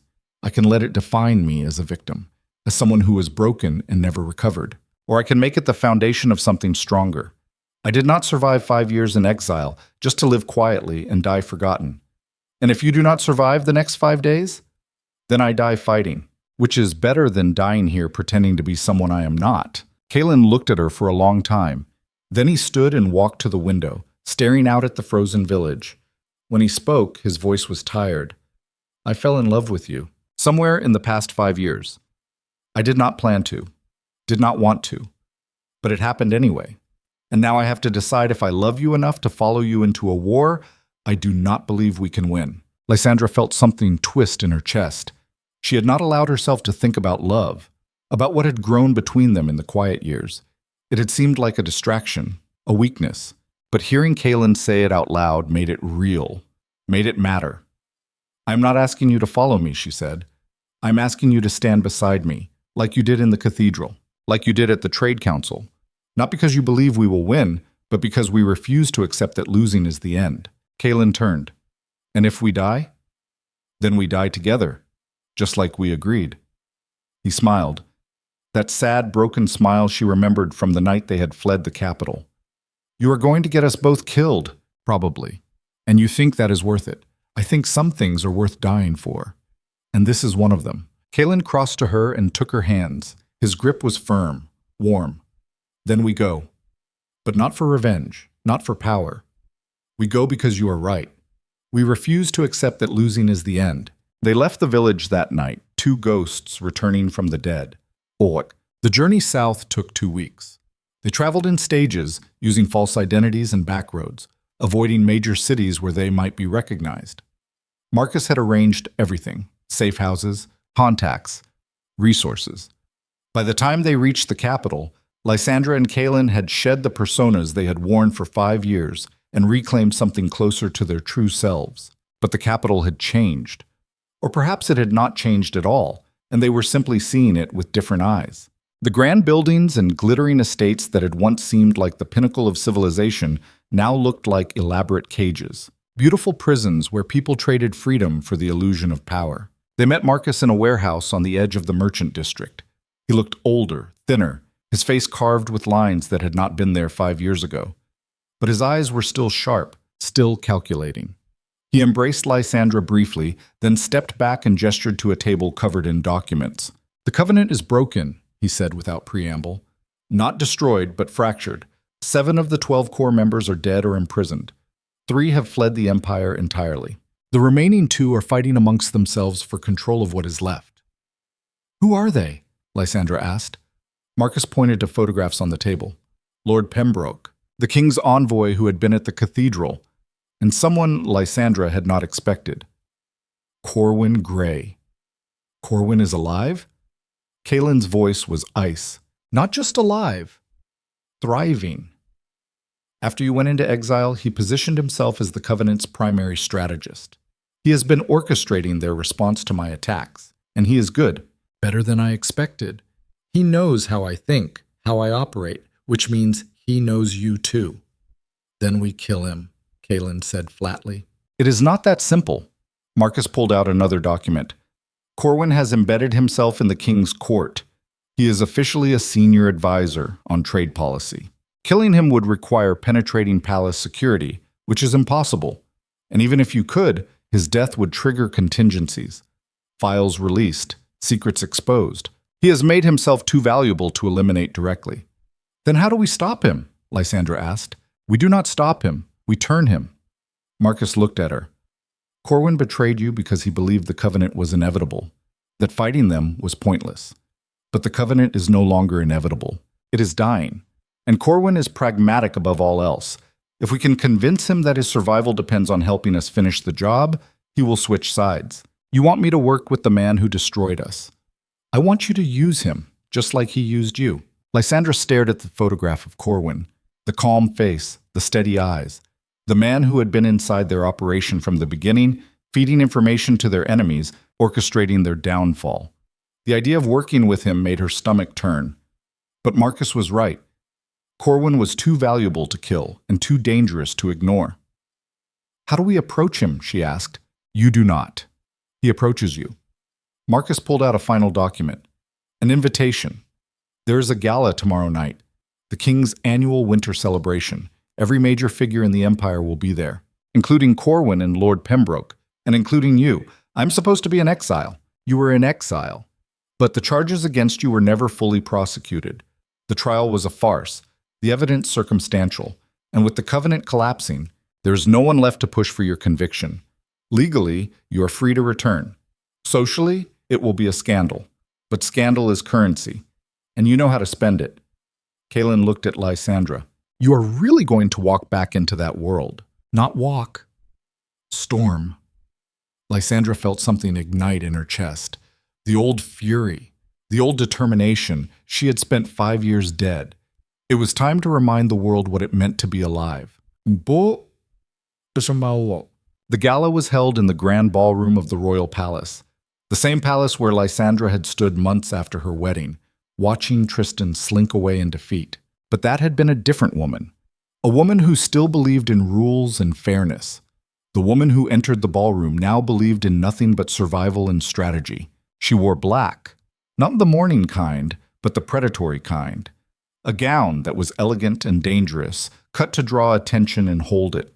Her hair was swept back, her makeup severe. She looked like someone who had walked through fire and come out forged in steel. Kaelin walked beside her in a suit that was equally sharp. They entered together, and the ballroom went silent. People stared. Whispers erupted like wildfire. Lady Ward, she is back. I thought she was exiled. I heard she was dead. The scandal sheets will explode tomorrow. The conversation spread through the room in waves, and Lysandra felt every eye on her. Good. Let them look. Let them wonder. Let them remember what it felt like when she had turned humiliation into power once before. She moved through the crowd with Kaelin at her side, ignoring the stares, the whispers, the barely concealed shock.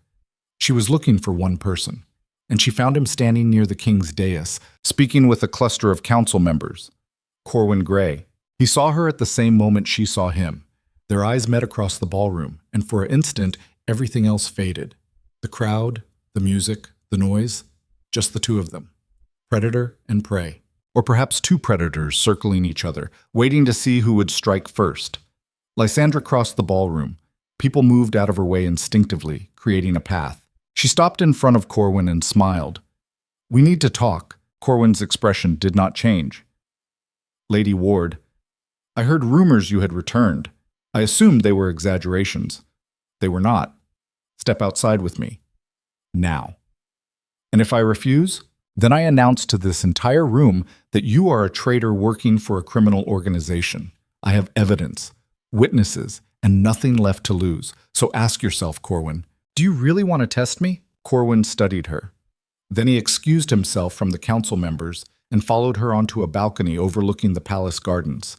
Kalen came too, positioning himself to block the doorway.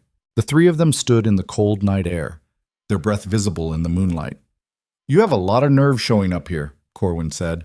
I learned from the best. Lysandra stepped closer. The Covenant is dying. You know it. I know it. And you are smart enough to realize that when it collapses completely, anyone still associated with it will go down with it. I am a royal advisor. I am protected. You are a liability. The moment the king learns you were part of an organization that manipulated his council, infiltrated his court, and undermined his authority, you will be arrested and executed, unless you have a way out, and you are offering me one. I am offering you a choice. Help us destroy what is left of the Covenant, give us Pembroke, and we will ensure your name stays clean. You become the whistleblower, the hero who exposed corruption from the inside. Or refuse, and we burn you along with everyone else. Corwin smiled. You really think you can destroy Pembroke? He has connections you cannot imagine, resources that make your father's network look like a corner shop. Then it is a good thing we are not fighting alone. Lysandra pulled out a document and handed it to him. This is a list of Covenant operatives my father has already turned. People inside Pembroke's own organization. People who are ready to testify against him the moment we give the signal. All we need from you is the final piece. The evidence that ties Pembroke directly to the Covenant's leadership. Give us that, and he falls. Corwin read the document. His expression flickered. Surprise, respect, maybe even fear. When he looked up, something had changed in his eyes. You have been planning this for 5 years, every single day. And you think revenge will make you whole again. This is not about revenge. This is about finishing what we started. About proving that people like Pembroke and the Covenant do not get to decide who matters and who does not. They broke us. And now we are going to break them. Corwin folded the document and handed it back. I will give you what you need. But understand something, Lady Ward. The Covenant was never just an organization. It was an idea. The belief that the world needs to be controlled, guided, managed by people who understand power. You can destroy the structure, but the idea will survive. Someone else will always rise to take their place. Then we will destroy them too. Corwin laughed. A genuine, honest laugh. You are terrifying. You know that? Yes. Fine. I will help you. But when this is over, I am leaving the Empire. I am done with politics, power, all of it. I want my name cleared and passage to the Eastern colonies. That is my price. Done. Lysandra extended her hand. Corwin hesitated, then took it. The handshake was brief, cold. A transaction between enemies who had found temporary common ground. The evidence is in Pembroke's private study, Corwin said. In the palace. 3rd floor, west wing. But it is guarded. You will need access. Can you get us in? No, but I know someone who can.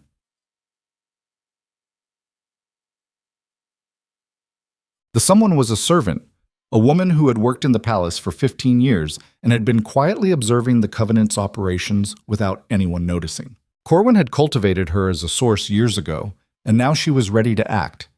They met her in a service corridor 2 hours before dawn. She was middle-aged, plain, the kind of person who moved through the palace invisibly.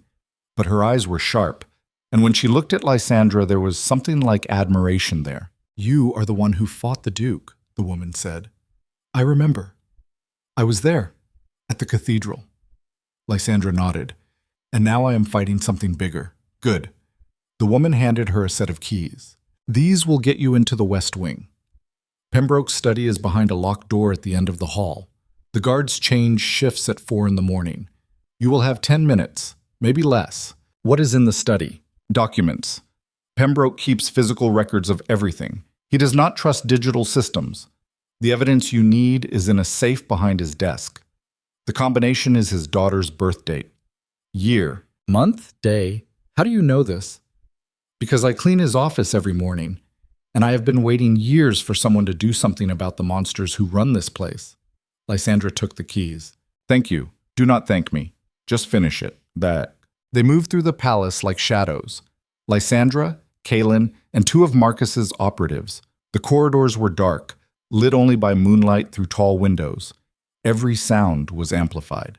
Every footstep a potential alarm. But they moved with the precision of people who had trained for this, who had spent years imagining this exact scenario. They reached the West Wing without incident. The guards were exactly where they were supposed to be, bored and distracted. Lysandra and Kaelin waited in a side passage while the operatives created a diversion. A small fire in a storage room 2 floors below. Not dangerous, but enough to pull the guards away. The moment the corridor cleared, they moved. Lysandra unlocked this door to Pembroke's study and slipped inside. The room was exactly what she expected. Opulent, carefully curated, every object placed to project power and taste. A desk made of imported wood, shelves lined with rare books, and behind the desk, a portrait of Pembroke himself, looking down with the smug certainty of a man who believed he was untouchable. Lysandra crossed to the portrait and pulled it aside. Behind it was the safe. She entered the combination. The safe clicked open. Inside were files, hundreds of them, documents detailing Covenant operations going back decades, financial records, communications, lists of operatives, and at the center, a ledger bound in black leather. Lysandra pulled it out and opened it. The pages were filled with handwritten notes in Pembroke's precise script. Names, dates, operations, evidence of manipulation at the highest levels of government, proof that the Covenant had orchestrated events that had shaped the Empire for generations. This was it. The weapon they needed. Kaelin stood at the door, keeping watch. "We have 4 minutes." Lysandra grabbed the ledger and as many files as she could carry. Then she closed the safe and replaced the portrait. They were halfway to the door when they heard footsteps in the corridor. Heavy footsteps. Multiple people. Moving fast. "We are compromised," Kaelin said. Lysandra looked around the study. There was no other exit, no window large enough to escape through. They were trapped. The door burst open, and Lord Pembroke walked in, followed by 6 armed guards. He looked at Lysandra with an expression that was almost amused. "Lady Ward, I must say, I did not expect you to be quite this bold. Breaking into my private study. How very theatrical." Lysandra held the ledger against her chest. "You are finished, Pembroke." "Am I?" He gestured to the guards. "It seems to me that you are the one in a rather precarious position, surrounded, caught in the act of theft. I could have you arrested right now, or I could simply have my guards shoot you and claim you were assassins. Either way, you lose." Kaelin stepped forward, his hand moving to the weapon at his side. Pembroke raised a hand. "Please, let us not be uncivilized. I have a better idea." He looked at Lysandra. "Give me the ledger. Walk away. Disappear back into whatever hole you crawled out of, and I will let you live, so you can continue controlling the Empire from the shadows. Someone has to." Pembroke's voice was calm, reasonable. "The world does not run on ideals and fairness, Lady Ward. It runs on order, structure. People like me who understand that the masses cannot be trusted to govern themselves. The Covenant was never about power for its own sake. It was about preventing chaos. You call manipulation and murder preventing chaos. I call it necessary. And you would too if you understood what it takes to maintain an empire. But you do not. You are a child playing at revolution. And children eventually learn that the world is more complicated than they imagined." Lysandra felt rage burn through her. This man, this smug, self-satisfied monster who believed he had the right to control lives, to destroy anyone who threatened his vision of order. He was everything she had spent 5 years learning to fight. She looked at Kaelin. He met her eyes. And in that moment, they understood each other completely. No more running, no more hiding. They had come too far, sacrificed too much to surrender now. Lysandra smiled at Pembroke. "You are right about one thing. The world is complicated. But you made one mistake." "What is that?" "You assumed I came here alone." The window behind Pembroke's desk shattered. Glass exploded inward as Marcus Hale crashed through, followed by a dozen operatives armed and moving with military precision. They swarmed the room before Pembroke's guards could react, disarming them, securing the exits, creating chaos that Lysandra and Kaelin used to their advantage. Pembroke stumbled backward, his composure finally cracking. "You cannot do this. I am a member of the King's Council. I am protected." Marcus crossed to him and grabbed him by the collar. "You were protected. Past tense. The King has already been briefed on your activities. As of 10 minutes ago, your assets are frozen, your security clearances revoked, and your arrest warrant signed. You are finished, Pembroke. The only question now is whether you cooperate or whether we drag you through the mud." Pembroke looked at Lysandra. His expression was no longer amused. It was desperate. "Whatever deal you think you have, it will not last. The Covenant has contingencies, fail-safes. You cannot destroy an idea." "Maybe not." Lysandra held up the ledger. "But I can destroy the people who embody it. Starting with you." Guards rushed Pembroke out of the study. Marcus turned to Lysandra and Kaelin. "The king wants to see you, both of you, now." They followed him through the palace corridors, past shocked servants and confused officials, until they reached the throne room. The king sat on his throne, flanked by advisors, looking older and more tired than Lysandra remembered. He studied them for a long moment. Then he spoke. "Lady Ward, Lord Ward, you have caused quite a disturbance. We have exposed quite a conspiracy. Your Majesty, so I have been told." The king gestured to Marcus. "Your father has presented me with evidence of treason at the highest levels of my government. Evidence that suggests I have been manipulated for years by people I trusted. It is humiliating. It is the truth." "Yes. And truth, however unpleasant, must be acknowledged." The king stood. "The charges against you are hereby dismissed. Your titles and properties are restored. And I am prepared to offer you positions on my council, should you wish them." Lysandra felt the weight of 5 years lift from her shoulders, but she did not smile, did not celebrate, because she knew this was not the ending. It was just another beginning. "We accept, Your Majesty." "Good. Then let us rebuild what has been broken, together." The sun rose over the capital as Lysandra and Kaelin stood on the palace balcony, watching the city wake. They had won. The Covenant was destroyed, Pembroke arrested, their names cleared. Everything they had fought for had been achieved. But Lysandra felt no triumph, only exhaustion, and the quiet certainty that the war was not truly over. Kaelin took her hand. "What now? Now we rebuild. Create something better than what came before. And if we fail, then we try again, until we get it right." They stood together in the dawn light, two people who had been broken and remade, who had learned that power was not about domination or control, but about refusing to surrender when the world demanded it. And somewhere in the shadows of the city, in the places where power still moved unseen, new forces were already beginning to gather. Because Corwin had been right, the Covenant was an idea, and ideas did not die easily. But neither did the woman who had stood at an altar and refused to run. Lysandra Ward had returned from the dead once, and if she had to do it again, she would. Because this was what survival meant. Not the absence of struggle, but the refusal to accept defeat as final. And as the sun climbed higher over the capital, as the city stirred to life below, Lysandra made a silent promise to herself.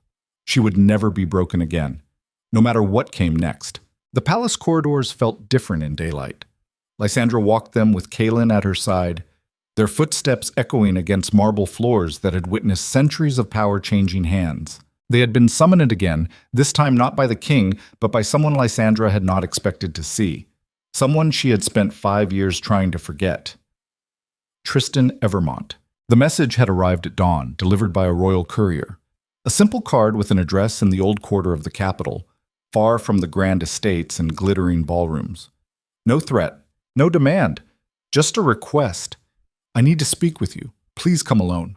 Kaelin had wanted to refuse, to ignore it entirely or to go in her place, but Lysandra had recognized something in the handwriting.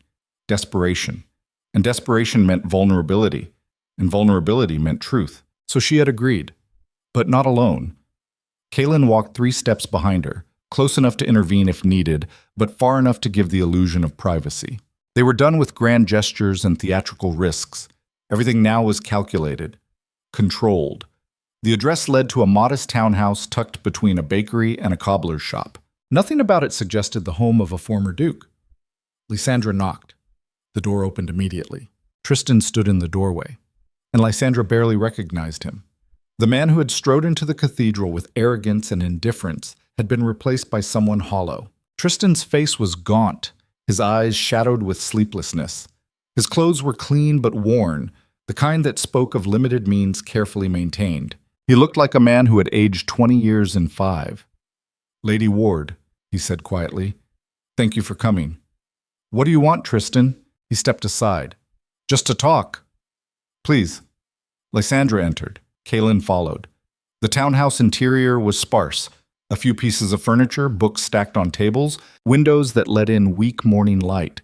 It was the home of someone who had lost everything and was still learning how to live with nothing. Tristan gestured to chairs. They sat. The silence stretched until Lysandra broke it. You have 5 minutes. Tristan nodded. He looked at his hands, then at her. I have been watching you, not in person but through the news, the reports.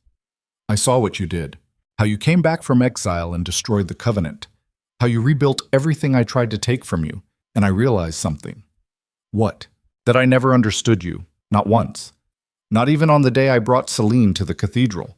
I thought you were a political arrangement, a means to an end, someone who would accept her role and fade into the background. But you were never that. You were always more dangerous than I could see. Is this an apology? No. Tristan's voice was raw. An apology would be insulting. What I did to you cannot be apologized for.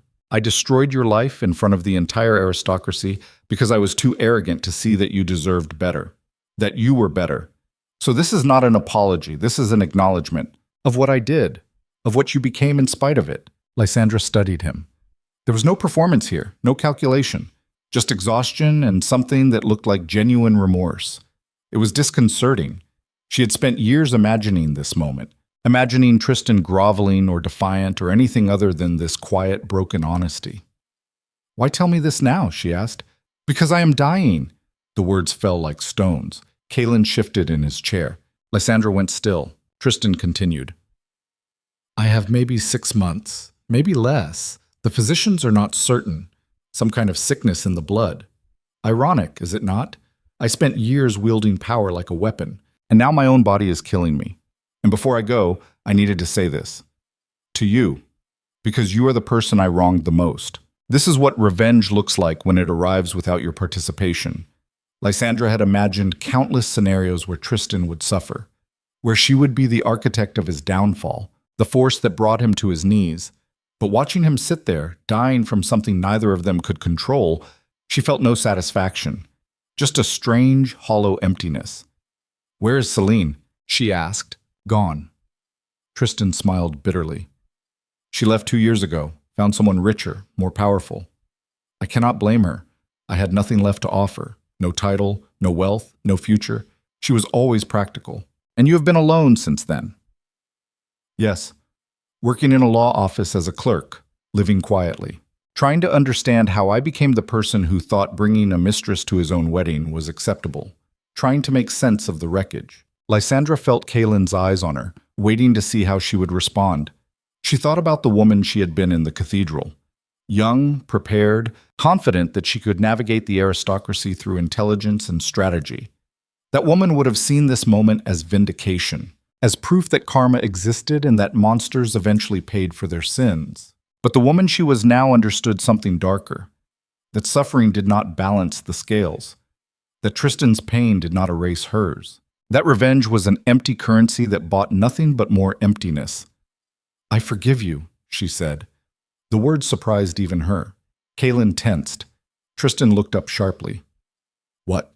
I forgive you, not because you deserve it, not because what you did was acceptable, but because holding on to this anger is poison. It has kept me sharp, kept me fighting, but it has also kept me tied to you, to that moment at the altar. And I am done being defined by what you took from me. Tristan's eyes filled with tears. He tried to speak, failed, tried again. I do not know what to say. There is nothing to say. Lysandra stood. You destroyed me. I rebuilt myself, and now we are both different people living with the consequences. That is all there is. She walked to the door. Kaelin followed. Tristan called out. Lysandra. She stopped but did not turn. Thank you. For becoming who you are. For proving that I was wrong about everything. She left without responding. Outside, in the narrow street between the bakery and the cobbler's shop, Kaelin took her hand. That was generous. It was necessary. Lysandra looked up at the sky. Clouds were gathering, threatening rain. Holding on to hate would have made me like him, like Pembroke, Like everyone who thinks power is about domination, I refuse to become that. What about justice? Justice was destroying the covenant. Justice was clearing our names. This? This is just mercy. And mercy is its own kind of strength. They walked through the old quarter in silence, and Lysandra felt something shift inside her, a weight she had been carrying for 5 years finally beginning to lift. She had imagined revenge would feel triumphant. Instead, it felt like setting down a burden that had become too heavy to carry. This is the truth about closure that no one tells you. It does not arrive with thunder and lightning. It arrives quietly, in a modest townhouse, when you realize that the person who hurt you has already been destroyed by forces you cannot control. And the only choice left is whether to add to that destruction or to walk away. Lysandra chose to walk away. The weeks that followed were strange. Lysandra and Kaelin settled into new roles on the King's Council, working to dismantle the remaining structures the Covenant had built and to create something better in their place. It was exhausting work. Every day brought new challenges, new power struggles, new people who wanted to fill the vacuum the Covenant's collapse had created. But there were also moments of unexpected grace. Old allies reached out. People who had distanced themselves during the exile now returned, offering support and resources. The aristocracy, fickle as always, began to rewrite the narrative. Lady Ward, the woman who had survived scandal and exile to become one of the most powerful figures in the empire. It was the kind of story they loved, redemption and resilience wrapped in elegance. Lysandra attended the social events, played the role expected of her, but she felt increasingly disconnected from it all. The parties, the politics, the endless maneuvering for status and influence. She had fought so hard to reclaim her place in this world, and now that she had it, she was not sure she wanted it anymore. One evening, she found herself on the same palace balcony where she had stood with Kaelin 5 years ago, watching the city lights spread across the darkness. Kaelin joined her, carrying 2 glasses of wine. "You look troubled," he said. "I'm thinking about what comes next. We rebuild. We create systems that prevent another covenant from rising. We make sure what happened to us does not happen to others. And then what?" Lysandra took the wine but did not drink. "We spend the rest of our lives in council meetings and negotiations, fighting the same battles in different forms. What else would you do?" "I do not know. That is the problem." Kaelin leaned against the railing. "When I was in exile, I convinced myself that getting back here was the goal, that reclaiming power and position would make everything worthwhile. But now that we are here, I realize that power was never what I actually wanted." "What did you want?" "To matter. To make a difference. To be more than just another minor lord fighting for scraps. And for a while, when we were building the alliance, when we were fighting the covenant, I felt that. I felt like what we were doing mattered. It did matter. It does matter. Yes. But it does not fill the emptiness." Kaelin looked at her. "I spent 5 years falling in love with you in a fishing village. And those years when we were nobody, when we had nothing, were the happiest of my life. Not because of what we had, but because of who we were. We were just 2 people trying to survive. And that was enough." Lysandra turned to face him. "Are you saying you want to go back?" "I am saying I want to build something that is ours. Not the king's, not the council's, ours. Something that matters in a way that is not about power or influence or legacy." "Like what?" "I do not know yet. But I think we have earned the right to find out." Lysandra felt something settle in her chest, a decision forming that she had not known she was making. Kaelin was right. They had spent so long fighting to reclaim what had been taken from them that they had forgotten to ask if they still wanted it. She thought about the woman at the altar, the woman who had believed that marrying a duke was the pinnacle of achievement. That woman had been so focused on the destination that she had never questioned if it was worth reaching. But the woman standing on this balcony now understood that destinations were illusions. Life was not about arriving somewhere. It was about the journey, the choices, the people you fought beside, and the person you became in the process. "Let us leave," Lysandra said. Kaelin raised an eyebrow. "Just like that?" "Not immediately. We have responsibilities. Work to finish. But when the systems are in place, when the council is stable, let us step away. Find something new. Build something that belongs to us." "Where would we go?" "Somewhere no one knows our names. Somewhere we can start fresh without the weight of everything we have been. You would give up power, after fighting so hard to get it back. I would trade power for peace. Lysandra smiled. I think I have finally learned the difference. Kaelin kissed her. Not the performative kind of kiss they had shared at formal events, but something real, desperate, full of everything they had survived together. When they pulled apart, he was smiling. Then let us finish this war properly, and then let us disappear. 6 months later, Lysandra stood before the king's council and announced her resignation. The room erupted in shock and protest. Council members argued that she was needed, that her experience and intelligence were irreplaceable, that walking away now would destabilize everything they had built. But Lysandra was unmoved. She had spent the past months establishing safeguards, training successors, ensuring that the structures they had created could function without her. And she had made peace with the fact that she was not indispensable. The world would continue without her. The council would adapt, and someone else would rise to fill the space she left behind. That was the nature of power. It never stayed with one person for long. It flowed like water, finding new channels, new vessels. And trying to hold on to it forever only led to corruption and decay. The king accepted her resignation with reluctance. He offered her honors, titles, estates. She refused them all. The only thing she asked for was freedom and privacy, and the promise that she and Kaelin would be left alone to build whatever life they chose. The king agreed. The final social event Lysandra attended was a gala held in her honor, a farewell celebration where the aristocracy gathered to pay tribute to the woman who had reshaped their world. She wore white, a deliberate echo of the wedding gown she had worn in the cathedral. But this time, the white was not about innocence or tradition. It was about new beginnings. She moved through the crowd, accepting congratulations and well wishes, until she found herself face to face with someone unexpected, Celine Ashford. The actress looked older, her beauty hardened by years of chasing power through other people's beds. She stood at the edge of the ballroom, alone, watching the celebration with eyes that held something between envy and resignation. Lysandra approached her. Celine stiffened. Lady Ward, Miss Ashford. They looked at each other across a distance measured not in feet, but in years of mutual destruction. Celine had been the catalyst for everything, the mistress at the altar, the woman who had mocked and attacked. And yet looking at her now, Lysandra felt no anger, just a strange, detached pity. I heard about Tristan, Celine said quietly, that he is dying. Yes, I suppose you are happy about that.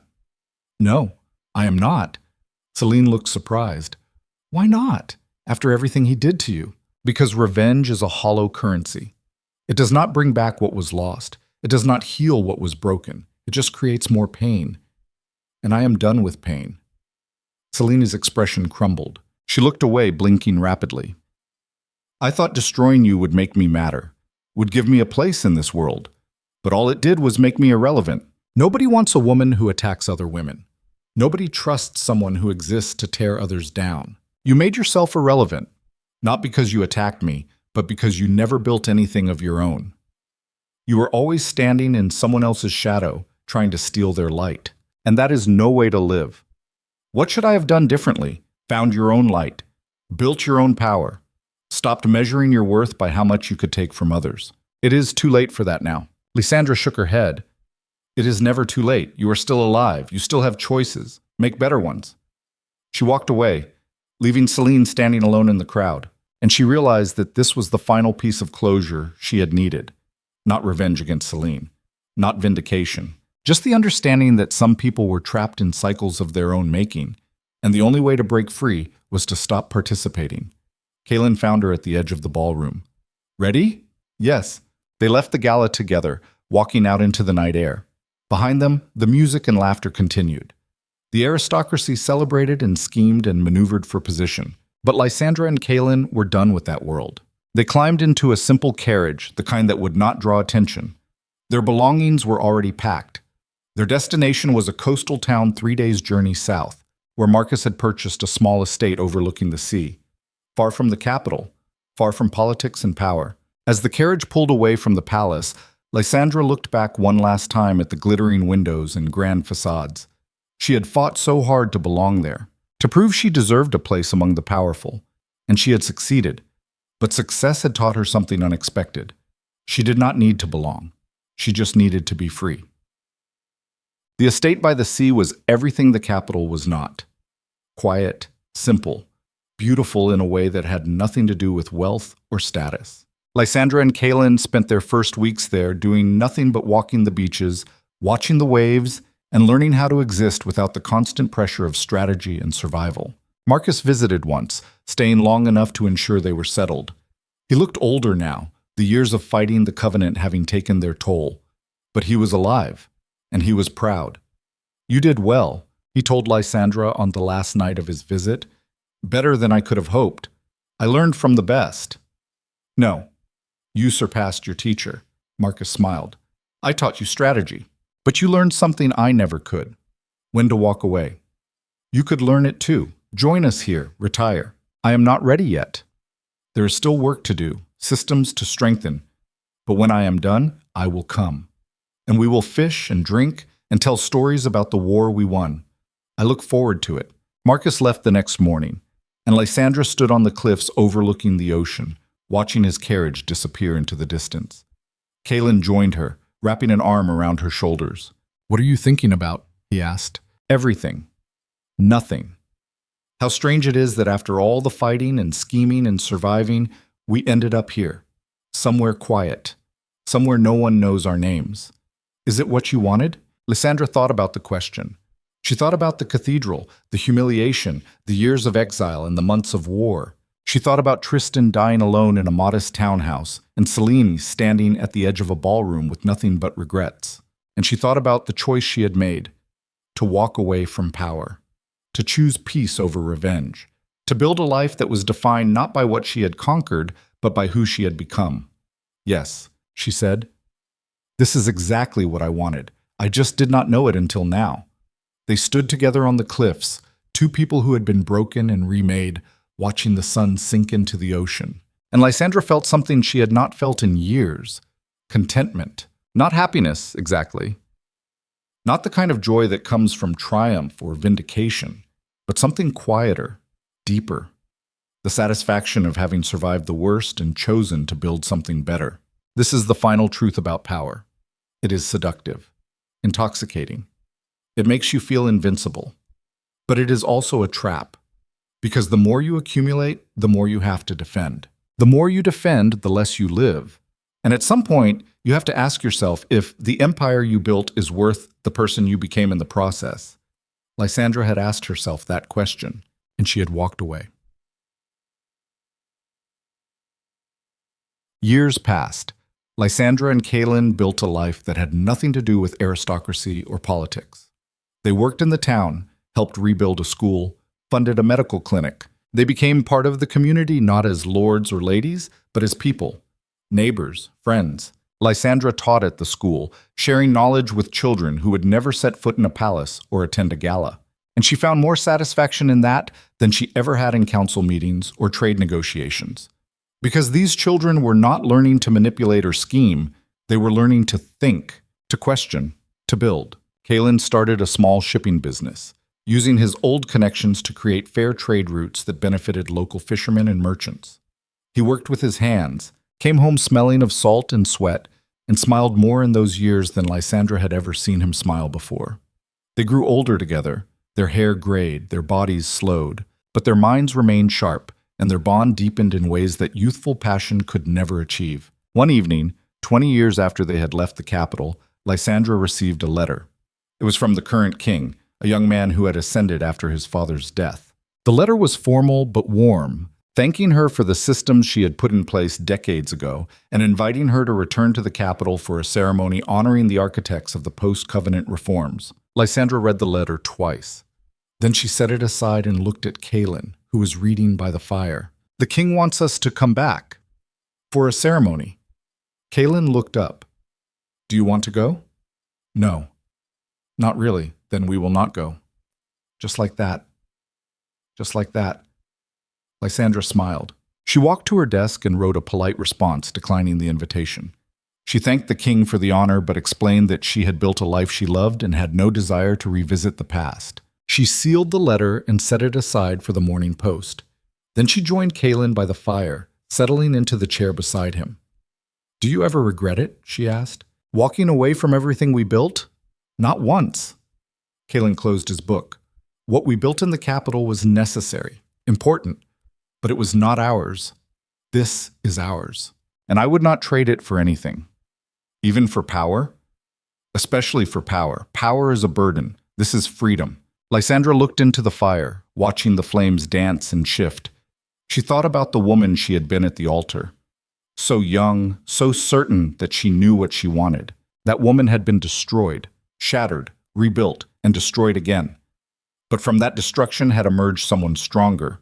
Not stronger in the sense of harder or more ruthless. Stronger in the sense of more whole, more at peace, more human. I think I finally understand what strength is, she said quietly. What is it? It is not about never breaking.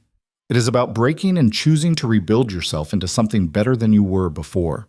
It is about surviving the worst and refusing to let it turn you into a monster. Kalen took her hand.